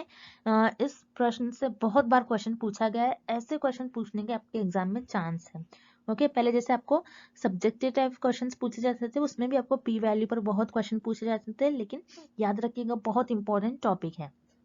सो पी वैल्यू जिसे हम कहते हैं प्रोबेबिलिटी वैल्यू, पी वैल्यू का मतलब होता है प्रोबेबिलिटी वैल्यू, मतलब आप जो भी आपके रिसर्च में एक्सपेरिमेंट्स परफॉर्म करते हो उसमें आपके जो रिजल्ट आते हैं वो बाय चांस आ जाते हैं, उसे हम कहते हैं पी वैल्यू। अब किस तरीके से, जैसे मान लीजिए हम फॉर एग्जाम्पल लेते हैं कि हम देख रहे हैं कि वाटर ज्यादा देने से कि प्लांट की ग्रोथ भी ज्यादा हो रही है, तो आपने एक्सपेरिमेंट परफॉर्म कर लिया, मान लीजिए आपने एक्सपेरिमेंट परफॉर्म कर लिया और आपने ये देखा कि वाटर ज्यादा देने से प्लांट की ग्रोथ भी ज्यादा हो रही है, आपको ये रिजल्ट में। लेकिन आप ये देखना चाह रहे हो कि वाटर ज्यादा देने से प्लांट की ग्रोथ भी ज्यादा हो रही है फिर नहीं हो रही है, लेकिन आपके जो रिजल्ट आ रहे हैं ये बाय चांस आ रहे हैं, यानी ये बताता है कि आपका जो प्लांट की ग्रोथ हुई है ये आपके वाटर की वजह से तो नहीं हुई है, हो सकता है किसी और वेरिएबल की वजह से हो। तो उसे हम कहते हैं आपके जो रिजल्ट आ रहे हैं एक्सपेरिमेंट्स में वो बाय चांस आ रहे हैं, मतलब आपके जो इंडिपेंडेंट वेरिएबल है उसकी वजह से आपका डिपेंडेंट वेरिएबल पर इफेक्ट नहीं हुआ है, किसी और वेरिएबल की वजह से आपको कुछ रिजल्ट दिख रहा है। ओके, हो सकता है कि सनलाइट की वजह से प्लांट की ग्रोथ हुई होगी। ओके, ऐसा हो सकता है। सो इस केस में हम बोलेंगे आपके जो रिजल्ट आ रहे हैं ये बाय चांस आ रहे हैं। अब पी वैल्यू हम यूज क्यों करते हैं, पी वैल्यू का मतलब तो हमने जान लिया है। पी वैल्यू ये बताती है हमारा जो एक्सपेरिमेंट्स है उसमें जो हमारे रिजल्ट आते हैं ये बाय चांस आते हैं। अब हम देखेंगे पी वैल्यू का यूज क्यों होता है, क्यों हम यूज करते हैं। सो याद रखिएगा पी वैल्यू हम इसलिए यूज करते हैं क्योंकि हम टेस्ट करते हैं हमारी नल हाइपोथेसिस को। ओके, नल हाइपोथेसिस को हम टेस्ट करने के लिए पी वैल्यू का यूज करते हैं। अब किस तरीके से, अब जैसे मान लीजिए आपको ये पॉइंट बहुत इंपॉर्टेंट है, याद रखना है, पी वैल्यू अगर लेस होती है, ओके, पी वैल्यू आपकी पी वैल्यू कम होती है, लेस होती है, तो उस केस में आप क्या करते हो, आपके जो नल हाइपोथेसिस है, नल हाइपोथेसिस को आप रिजेक्ट कर लेते हो। ओके, ये आपको याद रखना है, इंपॉर्टेंट स्टेटमेंट है। पी वैल्यू आपकी जब भी कम होती है, जितनी कम आपकी पी वैल्यू होगी उतना आप अभी क्या करोगे, नल हाइपोथेसिस को आप रिजेक्ट करते जाओगे। अब किस तरीके से हमने ये डिसाइड कर लिया कि पी वैल्यू कम होगी तो हम नल हाइपोथेसिस को रिजेक्ट कर लेंगे, तो यहाँ पर रिलेशन है कुछ। तो याद रखिएगा पी वैल्यू आपकी किससे कम होनी चाहिए, पी वैल्यू आपकी अल्फा से कम होनी चाहिए। अल्फा क्या होता है, जिसे हम कहते हैं सिग्निफिकेंस लेवल। अल्फा बताता है कि आपने आपके एक्सपेरिमेंट में कितने % एरर को अलाउ करा है। तो बेसिकली रिसर्चर्स जो होते हैं अल्फा की वैल्यू पहले से सेट कर लेते हैं जो कि 1% होती है या फिर 5%। अगर आपने मान लीजिए आपके रिसर्च में 5% आपने एरर अलाउ करा है, आप देखोगे कि हमने, आप ऐसा बताओगे कि 5% हो सकता है कि एरर आ सकते हैं हमारे रिसर्च में। सो उस केस में आप क्या बोलोगे कि आपके जो रिजल्ट है वो 95% सही आना चाहिए। ओके, क्योंकि आपने क्या करा, पहले से ही अल्फा वैल्यू आप डिसाइड कर लेते हो। अगर आपका जो एरर आप चाह रहे हो आपके एक्सपेरिमेंट में कितने % एरर आए, उससे आपका एरर कम आ जा रहा है, यानी आपकी जो पी वैल्यू, आपका जो रिजल्ट आ रहा है उससे कम आ जा रहा है, तो उस केस में आप क्या करते हो, आपकी नल हाइपोथेसिस को आप रिजेक्ट कर लोगे। ओके, अब नेक्स्ट केस, अगर पी वैल्यू आपकी, पी वैल्यू क्या हो रही है आपकी, अल्फा से ज्यादा आ रही है। ओके, यानी आपने जितना एरर आपके एक्सपेरिमेंट्स में अलाउ करा था उससे ज्यादा आपको एरर देखने मिल रहा है, उससे ज्यादा आपको एरर देखने मिल रहा है, यानी आपके जो इंडिपेंडेंट वेरिएबल की वजह से आपके रिजल्ट नहीं आ रहे बल्कि कोई और वेरिएबल की वजह से आ रहे हैं, तो ये एरर ही हो गया, आपको पता नहीं चल रहा कि किसकी वजह से आ रहे हैं। ओके, तो इस केस में आप क्या करते हो, आपकी जो नल हाइपोथेसिस है उसको आप एक्सेप्ट कर लेते हो। सो ये कुछ स्टेटमेंट है, आपको याद रखना है। पहला मैंने आपको बताया कि पी वैल्यू जिसका फुल फॉर्म होता है probability value. Then next, probability value का मतलब क्या होता है, प्रोबेबिलिटी वैल्यू मतलब आपके जो आपने एक्सपेरिमेंट्स परफॉर्म किए उसमें जो आपके रिजल्ट आ रहे हैं ये बाय चांस आ रहे हैं। ओके, बाय चांस आ रहे हैं, यानी आपके इंडिपेंडेंट वेरिएबल की वजह से रिजल्ट नहीं आ रहे, हो सकता है किसी और वेरिएबल की वजह से आपके रिजल्ट आ रहे हो, तो ये होता है आपका प्रोबेबिलिटी वैल्यू। अब पी वैल्यू यानी प्रोबेबिलिटी वैल्यू को किस लिए यूज करा जाता है, क्योंकि याद रखिए पी वैल्यू को हम इसलिए यूज करते हैं ताकि हम हमारी नल हाइपोथेसिस को टेस्ट करें और ये बताएं कि हम उसे एक्सेप्ट करने वाले या फिर हम रिजेक्ट करने वाले। सो याद रखिएगा जितनी कम आपकी पी वैल्यू होगी उतना आप आपकी नल हाइपोथेसिस को रिजेक्ट कर लोगे, और आपकी पी वैल्यू आपकी अल्फा से कम है। अल्फा क्या होता है, सिग्निफिकेंस लेवल, यानी यहाँ पर रिसर्चर बता देते हैं कि हम हमारे एक्सपेरिमेंट्स में इतने % एरर अलाउ करेंगे, कि इतने % एरर आ सकते हैं एक्सपेरिमेंट में। सो ये होता है आपका अल्फा, जिसे हम कहते हैं सिग्निफिकेंस लेवल। अगर आपकी पी वैल्यू अल्फा से कम होगी तो उस केस में आप आपकी नल हाइपोथेसिस को रिजेक्ट कर लोगे, और अगर आपकी पी वैल्यू अल्फा से ज्यादा होगी, यानी आपके जो एरर्स है आपने जितने अलाउ करे थे उससे ज्यादा आपको एरर मिल रहा है, तो उस केस में आप क्या करोगे, आपकी नल हाइपोथेसिस को एक्सेप्ट कर लोगे। तो ये होता है आपका पी वैल्यू, जिसे हम कहते हैं प्रोबेबिलिटी वैल्यू। सो इस प्रश्न का आपका सही उत्तर हो जाएगा विकल्प ए। अगला प्रश्न, एक शोध अध्ययन में चुने गए चर में से एक छात्र के माता पिता का व्यवसाय जैसे व्यापार, खेती, सेवा यदि ये था, ये किस स्तर का माप है? In a research study, one of the variables selected was students' parents' occupations such as business, farming, service, etc. What level of measurement is this? So इस प्रश्न में पूछा जा रहा है, एक स्टूडेंट है, एक छात्र है, उनके माता पिता का कुछ ऑक्यूपेशन है और जैसे उनको ऑक्यूपेशन बिजनेस, फार्मिंग, सर्विस, ये ऑक्यूपेशन था। अब ये जो सारे ऑक्यूपेशन हैं, इस ऑक्यूपेशन को मेजर करने के लिए आप किस स्केल ऑफ मेजरमेंट का यूज करोगे? जैसे कि आप देख रहे हो यहाँ पर हमारे जो स्केल ऑफ मेजरमेंट्स होते हैं, इनमें 4 टाइप्स होते हैं, जिनको हम कहते हैं nominal, ordinal, interval and ratio, यानी नाममात्र, क्रमवाचक, अंतराल एंड अनुपात।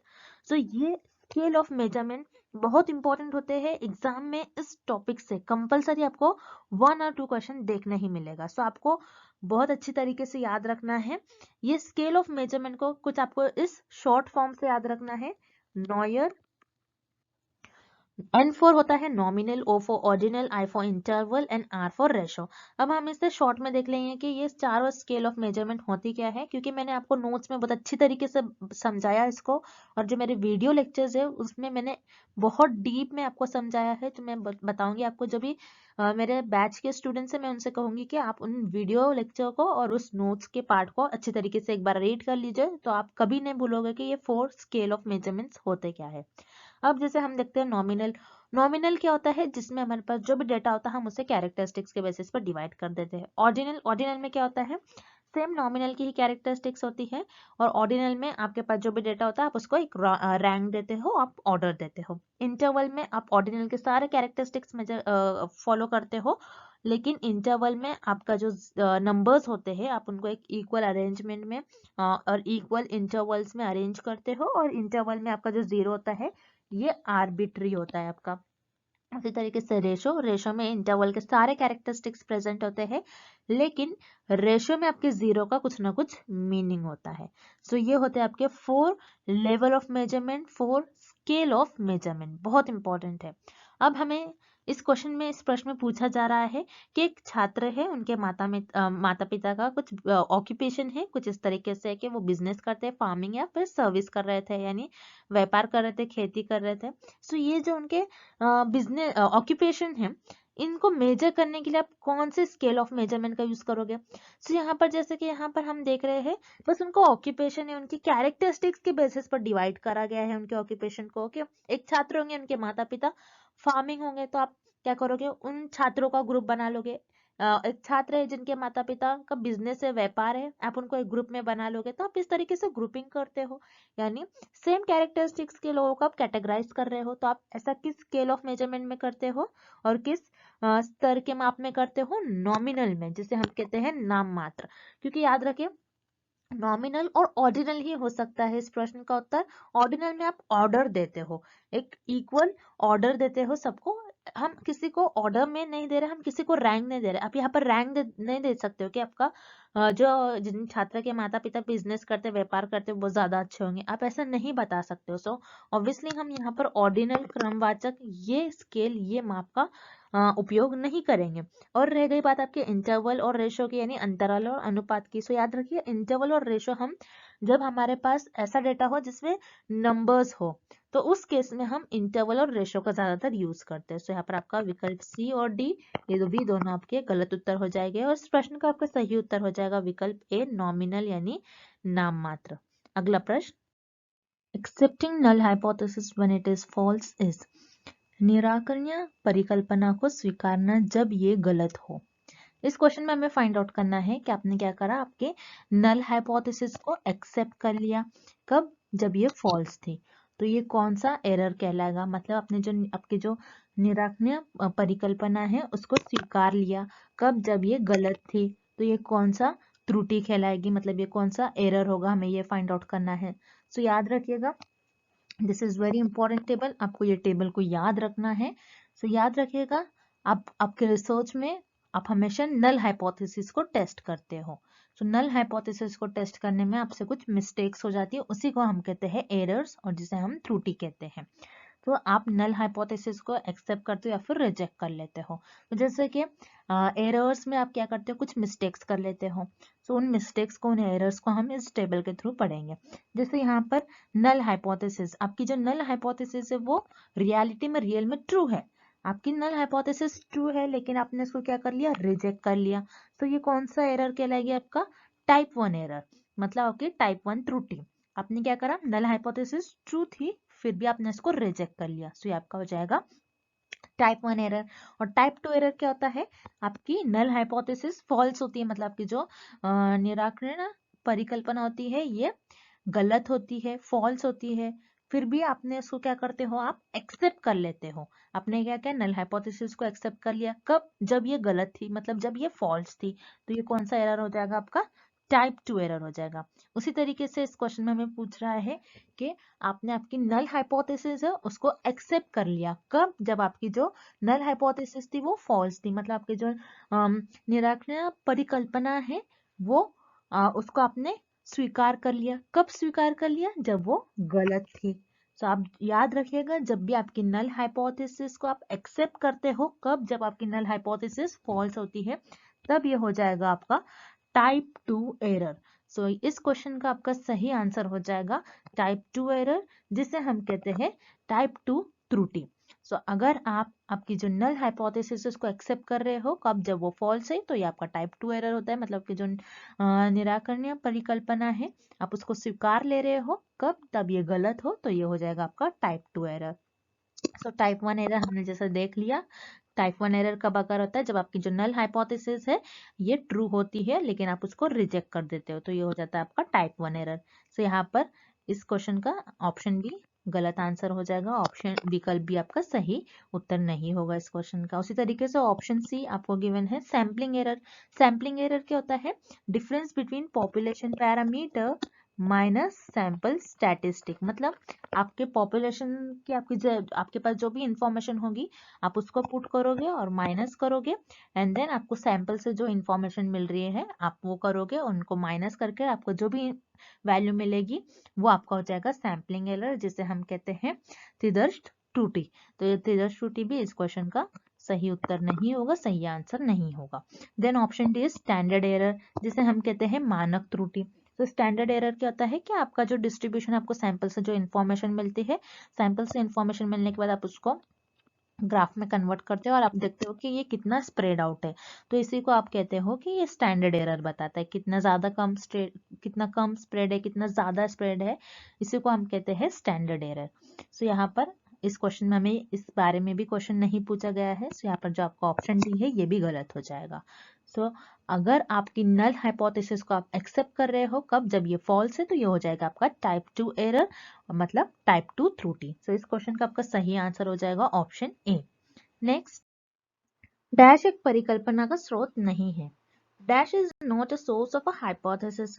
सो इस प्रश्न में हमें पता करना है कि दिए गए विकल्पों में से कौन सा एक ऐसा विकल्प है जिसकी मदद से हम हाइपोथेसिस का स्रोत नहीं कर सकते हैं, यानी दिए गए ऑप्शंस में से कौन सा एक ऐसा ऑप्शन है जिसकी हेल्प से आप हाइपोथेसिस को ले डाउन नहीं कर सकते हो, ना ही हाइपोथेसिस को बना सकते हो।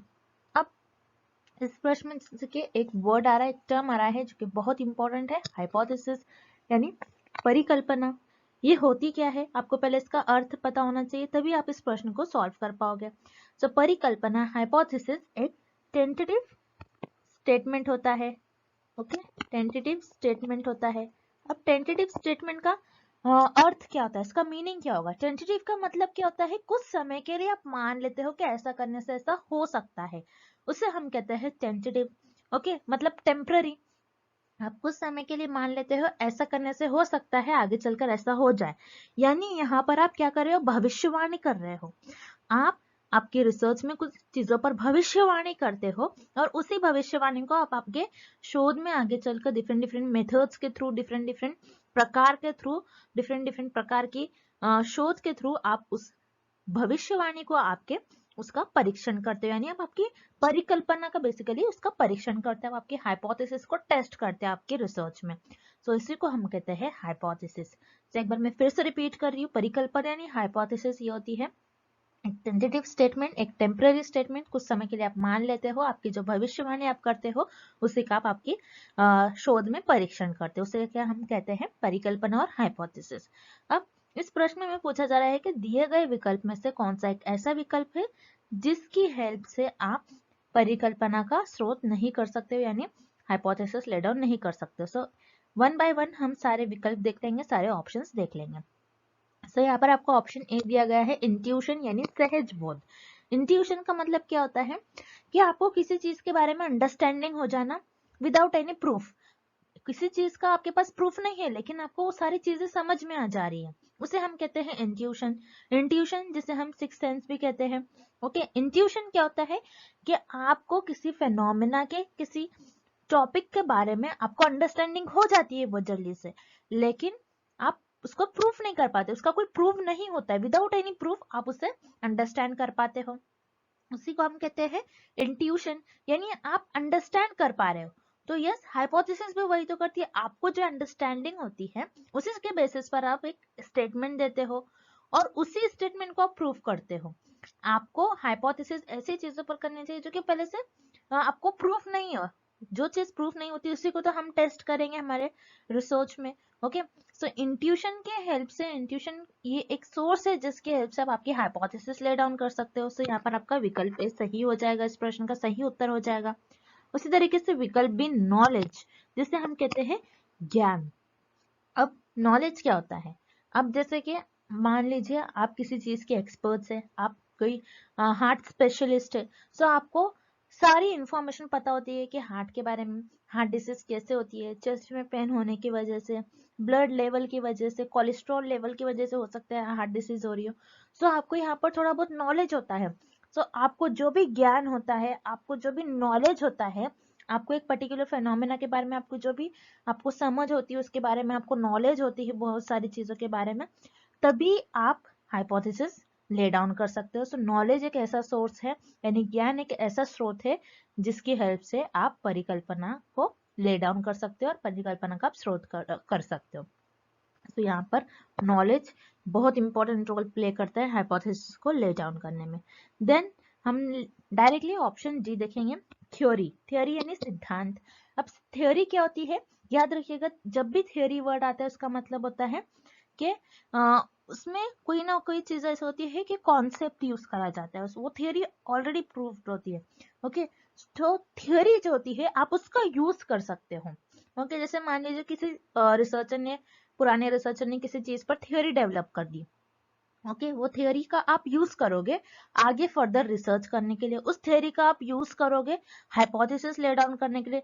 मान लीजिए आगे और कुछ टॉपिक पर आप रिसर्च कर रहे हो, कोई दूसरा टॉपिक है उस पर आप रिसर्च कर रहे हो, तो आप क्या करोगे, उसी थ्योरी का, जो पुराने रिसर्चर ने थ्योरी डेवलप करी, उसी थ्योरी का यूज कर आप हाइपोथेसिस ले डाउन करोगे। तो यहाँ पर थ्योरी भी एक ऐसा सोर्स है, सिद्धांत भी एक ऐसा स्रोत है जिसके हेल्प से, एक ऐसा सोर्स है जिसकी हेल्प से आप परिकल्पना को ले डाउन कर सकते हो, हाइपोथेसिस को बना सकते हो। लेकिन यहाँ पर आपको जो ऑप्शन सी दिया गया है ऊर्जा यानी एनर्जी, आप में जितनी एनर्जी होंगी उतनी अच्छी आप हाइपोथेसिस ले डाउन कर सकते हो, ऐसा हम कह सकते हैं कि नहीं।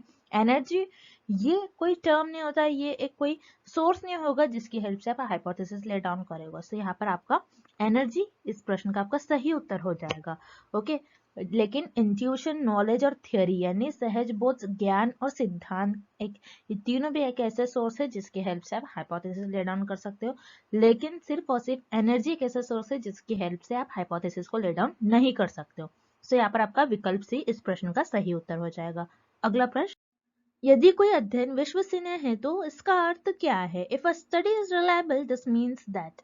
सो इस प्रश्न में पूछा जा रहा है कि अगर कोई अध्ययन है वो विश्वसनीय है, यानी कोई स्टडी है, अगर कोई स्टडी है ये रिलायबल स्टडी है, तो उसका अर्थ क्या होगा, उसका मीनिंग क्या होगा, उसका डेफिनेशन क्या होगी, उसकी परिभाषा क्या होगी, ये पता लगाना है हमें इस प्रश्न में। सो रिलायबल ये है क्या, पहले तो आपको ये पता होना चाहिए। रिलायबल आपके रिसर्च की कैरेक्टरिस्टिक्स में से एक कैरेक्टरिस्टिक होती है जो कि बहुत इंपॉर्टेंट होती है। सो रिलायबल, रिलायबल ये कैरेक्टरिस्टिक होती है रिसर्च की। सो याद रखिएगा, जैसे कि आपको एग्जाम में रिलायबल पूछा गया है, तो आपको हो सकता है आपको नेक्स्ट टाइम आपका जो एग्जाम आने वाला है आपके पीएचडी एंट्रेंस एग्जामिनेशन में आपको वैलिड पर आए क्वेश्चन। ओके, अब तो आपको रिलायबल पूछा गया था, अब वैलिड भी आ सकता है। सो देखिए, जैसे कि रिलायबल क्या होता है, पहले तो हम ये देखेंगे, फिर वन बाय वन हम सारे विकल्पों को देखेंगे और पता लगाएंगे कि कौन सा विकल्प इस प्रश्न का हमारा सही उत्तर हो जाएगा। अब रिलायबल क्या होता है? रिलायबल यानी जैसे आप कोई एक्सपेरिमेंट्स परफॉर्म कर रहे हो, आप कोई प्रयोग परफॉर्म कर रहे हो और बार बार चीजों को परफॉर्म करने के बाद आपका सेम मेजरमेंट मिल रहा है, आपको सेम आप मेजर कर पा रहे हो, सेम ही आ रहा है आपका रिजल्ट, तो उसे हम कहते हैं रिलायबल। अब किस तरीके से, ये एक हम उदाहरण के थ्रू देखेंगे, एक एग्जाम्पल के थ्रू हम देखेंगे। अब जैसे मान लीजिए किसी ने अपना वेट चेक करा वेइंग मशीन पर। ओके, वेइंग मशीन पर आप 3 बार मैंने वेट चेक करा। सो हर 3 बार यानी तीनों बार अगर मैं वेट चेक करी तो तीनों बार मेरा 40 केजीज आ रहा है। ओके, तीनों बार वेट करने पर मेरा आ रहा है 40 केजीज। यानी मैं हर बार अगर वेट करूं और मेरा हर बार वेट सेम ही आए, ऐसा नहीं हो रहा है कि पहले केस में मेरा 40 आ रहा है, दूसरे में 50, देन तीसरे में 60। ओके, मतलब मैंने हर बार वेट करा और मैं 4 to 5 टाइम और मैं अगर वेट कर लूं अपना, तो हर वेट में हर 5 टाइम्स अगर मैं वेट कर लूं तो 5 टाइम्स मेरा 40 केजीज ही आ रहा है वेट। तो इस केस में मैं कहूंगी मेरी जो ये मशीन है, मेरी जो वेइंग मशीन है, ये रिलायबल है, क्योंकि ये मुझे हर बार सेम रिजल्ट दे रही है। हर बार मेजर करने पर, हर बार चीजों को मेजर करने पर मुझे सेम रिजल्ट मिल रहा है, मुझे स्टेबल रिजल्ट मिल रहा है, तो उसे हम कहेंगे रिलायबल। सो यही आपको विकल्प बी में भी दिया गया है। The measures device for concept are stable on different occasion, यानी एक ऐसी कॉन्सेप्ट है, एक ऐसी डिवाइस है जो अगर आप मेजर कर रहे हो जिस चीजों को, और मेजर करने बाद डिफरेंट ओकेजन यानी क्या, हर अलग अलग व्यक्ति पर, हर अलग अलग टाइम पर आपको क्या मिल रहा है, सेम ही रिजल्ट मिल रहे हैं, सेम ही मेजरमेंट्स मिल रहे हैं, तो उसे हम कहते हैं रिलायबल। तो आपका इस प्रश्न का बी ऑप्शन आपका सही हो जाएगा। ओके, अवधारणाओं के लिए तैयार किए गए उपाय अलग अलग अवसरों पर स्थिर होता है, यानी आप चीजों को मेजर कर रहे हो, आप माप रहे हो, और आपकी जो डिवाइस है वो आपको अलग अलग अवसरों पर सेम ही रिजल्ट बता रही है। सो ये होती है आपकी रिलायबल। अब जो इनकरेक्ट ऑप्शन है, जो ऑप्शन बच गए हैं, उसे भी हम जल्दी से देख लेते हैं। ऑप्शन ए, विकल्प ए यहाँ पर आपको दिया गया है, it was conducted by reputed of researcher who can be trusted. So reliable study उसे नहीं कहेंगे कि कोई रेप्यूटेड रिसर्चर है, कोई बहुत ज्यादा जिनको बहुत ज्यादा ज्ञान है, बहुत अच्छा रिसर्चर जो है, उन पर हम ट्रस्ट करें। सो वो स्टडी को हम नहीं कहेंगे रिलायबल। सो यहाँ पर आपको विकल्प ए जो दिया गया है ये गलत उत्तर दिया गया है। उस तरीके से विकल्प C, the findings can be generalised to other social setting, यानी आपने जो आपके रिजल्ट आ रहे हैं, ओके, आपके जो भी रिजल्ट आ रहे हैं, आप दूसरे सोशल सेटिंग्स में भी उसको जनरलाइज करते हैं, यानी उसका दूसरे सोशल सेटिंग्स में भी उसका उपयोग कर सकते हो, उसको उस चीजों को आप उसका उपयोग कर सकते हो दूसरे अध्ययन में भी। सो ऐसा नहीं हो सकता है। रिलायबल का मतलब होता है हर बार मेजर करने पे चीजें सेम आए, मेजरमेंट आपको सेम ही मिले। सो यहाँ पर आपका विकल्प सी भी गलत हो जाएगा। उसी तरीके से विकल्प डी, the methods are stated clearly enough for the research to be replicated, यानी अनुसंधान को आप क्या कर रहे हो, दोबारा रिपीट करोगे। ओके, आप क्या कर रहे हो, उसको दोहरा रहे हो, आप फिर से उसको रिपीट कर रहे हो। सो रिपीट करने में, यानी मान लीजिए किसी रिसर्चर ने पहले से ही इंफॉर्मेशन आपकी पहले से ही रिसर्च कर रखी है, तो आपके पास कुछ इंफॉर्मेशन होगी, तो उसके बेसिस पर आप क्या करते हो, उस रिसर्च को रेप्लिकेट करने की कोशिश करते हो, उस रिसर्च को फिर से परफॉर्म करने की कोशिश करते हो। आप देखते हो कि ये नए क्या मिल सकते हैं इससे रिजल्ट, और क्या आ सकते हैं रिजल्ट। सो ये आपकी रेप्लिकेशन हो सकता है, आपके रेप्लिकेशन की डेफिनेशन होती है, जो कि आपकी ये भी एक कैरेक्टरिस्टिक होती है, लेकिन ये रिलायबल की डेफिनेशन नहीं होगी। सो यहाँ पर आपका विकल्प भी इस प्रश्न का सही उत्तर नहीं होगा। सो इस प्रश्न का आपका सही उत्तर हो जाएगा विकल्प बी, यानी आप ऐसे डिवाइस जिस पर आप कोई चीजों को माप रहे हो, मेजर कर रहे हो, और अलग अलग अवसरों पर आपको सेम ही रिजल्ट मिल रहे हैं, तो उसे हम कहते हैं रिलायबल। अगला प्रश्न, एक शोध डिजाइन क्या है? What is a research design? So इस प्रश्न में पूछा जा रहा है कि शोध की डिजाइन जो होती है यानी रिसर्च डिजाइन जो होती है उसकी परिभाषा, उसकी डेफिनेशन, उसका अर्थ क्या होगा, उसका अर्थ, उसकी डेफिनेशन हमें किस विकल्प में दी गया है, हमें ये पता लगाना है। सो रिसर्च डिजाइन याद रखिएगा, आपकी जो रिसर्च प्रोसेस होता है उसका सेकेंड स्टेप होता है। फर्स्ट स्टेप तो आपका रिसर्च प्रॉब्लम होता है एंड सेकेंड स्टेप आपका रिसर्च डिजाइन होता है। अब रिसर्च डिजाइन क्या होता है? रिसर्च डिजाइन में आप क्या करते हो, शोधकर्ता क्या करते हैं, जो रिसर्चर है वो क्या करते हैं रिसर्च डिजाइन में, आपको ये पता होना चाहिए। सो रिसर्च डिजाइन याद रखिएगा, जिसे हम ब्लूप्रिंट भी कहते हैं। ओके, बहुत इंपॉर्टेंट है, आपको एग्जाम में ये भी पूछा जा सकता है व्हाट इज अ ब्लूप्रिंट। सो आपको कंफ्यूज नहीं होना है, याद रखना है रिसर्च डिजाइन को ही ब्लूप्रिंट भी कहते हैं। ओके, रिसर्च डिजाइन का ही दूसरा नाम होता है ब्लूप्रिंट। अब रिसर्च डिजाइन जैसे डिजाइन है यानी किसी चीज की आप कुछ आप सोचोगे उसके बारे में कि आप किस तरीके से उसको आप परफॉर्म करने वाले हो। सो रिसर्च डिजाइन, रिसर्च को आप किस तरीके से आगे चलकर परफॉर्म करने वाले हो, कौन कौन से स्टेप्स आप परफॉर्म करने वाले हो, कौन सी रिसर्च का, कौन सी शोध का उपयोग कर कर आप आपके रिसर्च परफॉर्म करोगे, कौन सी आप किस तरीके से हाइपोथेसिस ले डाउन करोगे, आप कैसे सैंपल्स बनाओगे, कैसे आप नमूनों को चुनोगे, आप कहाँ से चुनोगे, किस एरिया से चुनोगे, किस पर आप स्टडी परफॉर्म करने वाले हो, उसका सोसाइटी पर क्या बेनिफिट हो सकता है, उसका बेनिफिट, उसका ऑब्जेक्टिव क्या हो सकता है, आप डेटा किस तरीके से कलेक्ट करोगे आपके नमूनों से, आप कहाँ से डेटा कलेक्ट करने वाले हो, आप किस तरीके से डेटा को एनालाइज करने वाले हो, किस तरीके से आप आपके रिजल्ट बताने वाले हो, किस तरीके से आप आपकी रिसर्च करने वाले हो, ये सारे आप आपके रिसर्च डिजाइन में करते हैं। यानी रिसर्च डिजाइन में आप प्लानिंग करते हैं। ब्लूप्रिंट का भी मतलब होता है प्लानिंग। प्लानिंग, आप जैसे किसी चीज को आप परफॉर्म करने वाले हो उसके पहले आप क्या कर लेते हो, प्लानिंग कर लेते हो। आप मान लीजिए आप कहीं जा रहे हो तो उसके आप पहले से प्लानिंग कर लेते हो कि इतने समय में मैं यहाँ पर रहूंगा, इतने समय में मैं यहाँ पर जाऊंगा। तो उसी तरीके से आप रिसर्च में भी करते हो, क्योंकि रिसर्च जो होता है आपका ये 1 और 2 मंथ्स का नहीं होता है। रिसर्च आपको 3 to 6 years तक परफॉर्म करना होता है, बहुत लॉन्ग ड्यूरेशन होता है, बहुत लंबा समय होता है। तो लंबे समय जो होता है उसके लिए जो रिसर्चर होते हैं वो प्लानिंग करते हैं, वो पहले से ही सोच लेते हैं कि किस तरीके से हम डेटा कलेक्ट करने वाले हैं, कौन सा मेथड यूज करने वाले हैं, कौन सा टाइप ऑफ रिसर्च यूज करने वाले हैं, कौन से प्रकार की शोध यूज करने वाले हैं, कैसे जो डेटा होता है उसका विश्लेषण कैसे करेंगे, डेटा को किस तरीके से एकत्र करेंगे, ये सारी चीजें आप रिसर्चर अपने शोध डिजाइन में पहले से ही बता देते हैं। सो याद रखिएगा, रिसर्च डिजाइन की डेफिनेशन होती है a framework for every stage of collection and analysis of data. यानी हर एक स्टेज में आप किस तरीके से काम करने वाले हो उसका फ्रेमवर्क, उसका ढांचा बना लेते हो। ओके, यानी डेटा का संग्रहण और विश्लेषण के हर चरण के लिए एक रूपरेखा। ओके, आप पहले से एक बना लेते हो रूपरेखा कि आप किस तरीके से डेटा का विश्लेषण करोगे, हर एक स्टेज में, हर एक चरण में आप उसका किस तरीके से डेटा को एकत्र करोगे, किस तरीके से विश्लेषण करोगे उसका, ये सारा आप आपके रिसर्च डिजाइन में, शोध डिजाइन में बता देते हो। तो ये हो गई आपकी सही डेफिनेशन, करेक्ट डेफिनेशन आपके रिसर्च डिजाइन की यानी शोध डिजाइन की। अब जो बच गए हैं विकल्प उन्हें भी हम एक बार देख लेते हैं। विकल्प A, way of conducting research that is grounded, that is not grounded in theory, यानी अनुसंधान करने का एक तरीका जो संदर्भ पर आधारित नहीं होता है।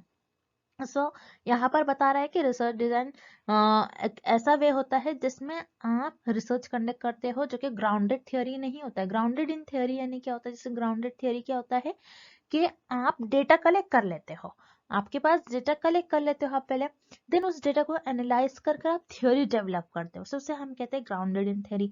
तो यहाँ पर रिसर्च डिजाइन का ये मतलब नहीं होता है, रिसर्च डिजाइन का मतलब होता है प्लानिंग करना। तो यहाँ पर आपका जो विकल्प ए है, अनुसंधान करने का एक तरीका जो सिद्धांत पर आधारित नहीं है, ये गलत हो जाएगा। उसी तरीके से विकल्प B, choice between using qualitative and quantitative methods, यानी आप क्या कर रहे हो, आप चॉइस कर रहे हो, आप चुन रहे हो कि आप कौन सा मेथड उपयोग करोगे, आप कौन से मेथड का, आप कौन से तरीकों का उपयोग करोगे, क्या आप गुणात्मक तरीके का उपयोग करोगे या फिर मात्रात्मक तरीकों का उपयोग करोगे आपके रिसर्च में। सो उसे हम रिसर्च डिजाइन कहते हैं कि नहीं। सो यहाँ पर आपका विकल्प बी भी गलत उत्तर हो जाएगा। उसी तरीके से विकल्प C, the style in which you represent your research findings, for example a graph, यानी वो शैली जिसमें आप अपने शोध के निष्कर्ष प्रस्तुत करते हैं, उदाहरण के लिए एक ग्राफ। यानी यहाँ पर आपको बताया गया है कि जैसे आपने रिसर्च परफॉर्म कर ली, उसके बाद आपको जो रिजल्ट मिलते हैं आप उसको एक वे में प्रेजेंट करते हो, या तो आप ग्राफ में प्रेजेंट करते हो या तो आप टेबल में प्रेजेंट करते हो। जैसे फॉर एग्जांपल हमें यहाँ पर ग्राफ दिया गया है, ओके। सो आपके जो रिसर्च के जो भी आपके परीक्षण आ रहे हैं, जो भी आपके रिसर्च के आपके फाइंडिंग्स आ रहे हैं, जो भी आपके रिजल्ट आ रहे हैं, उसको आप क्या कर रहे हो, एक कोई भी एक ग्राफिकल फॉर्म में रिप्रेजेंट कर, जैसे आपने ग्राफ में रिप्रेजेंट किया। सो इससे हम कहेंगे कि रिसर्च डिजाइन नहीं, रिसर्च डिजाइन तो एक फ्रेमवर्क को कहते हैं जिसमें आप एवरी स्टेज में जो डेटा कलेक्ट करने वाले हो, किस तरीके से डेटा को एकत्र करने वाले हो, किस तरीके से उसका विश्लेषण करने वाले हो, ये सारी चीजें आप आपके रिसर्च डिजाइन में बताते हो। सो इस प्रश्न का आपका सही उत्तर हो जाएगा विकल्प डी। अगला प्रश्न, डेटा को नोट्स, रिकॉर्डिंग और वीडियो टेप के रूप में दर्शाया गया है। Data are represented in the form of notes, recordings and video tapes in। इस प्रश्न में हमें ये फाइंड आउट करना है, ये पता लगाना है कि डेटा को नोट्स, रिकॉर्डिंग और वीडियो टेप के रूप में दर्शाया गया है, तो वो कौन सी रिसर्च का, कौन सी अनुसंधान का एग्जाम्पल होगा। अब आपको याद रखना है, आपके जो दो रिसर्च मेनली जो होती है, जैसे क्वालिटेटिव एंड क्वांटिटेटिव, मतलब गुणात्मक एंड मात्रात्मक।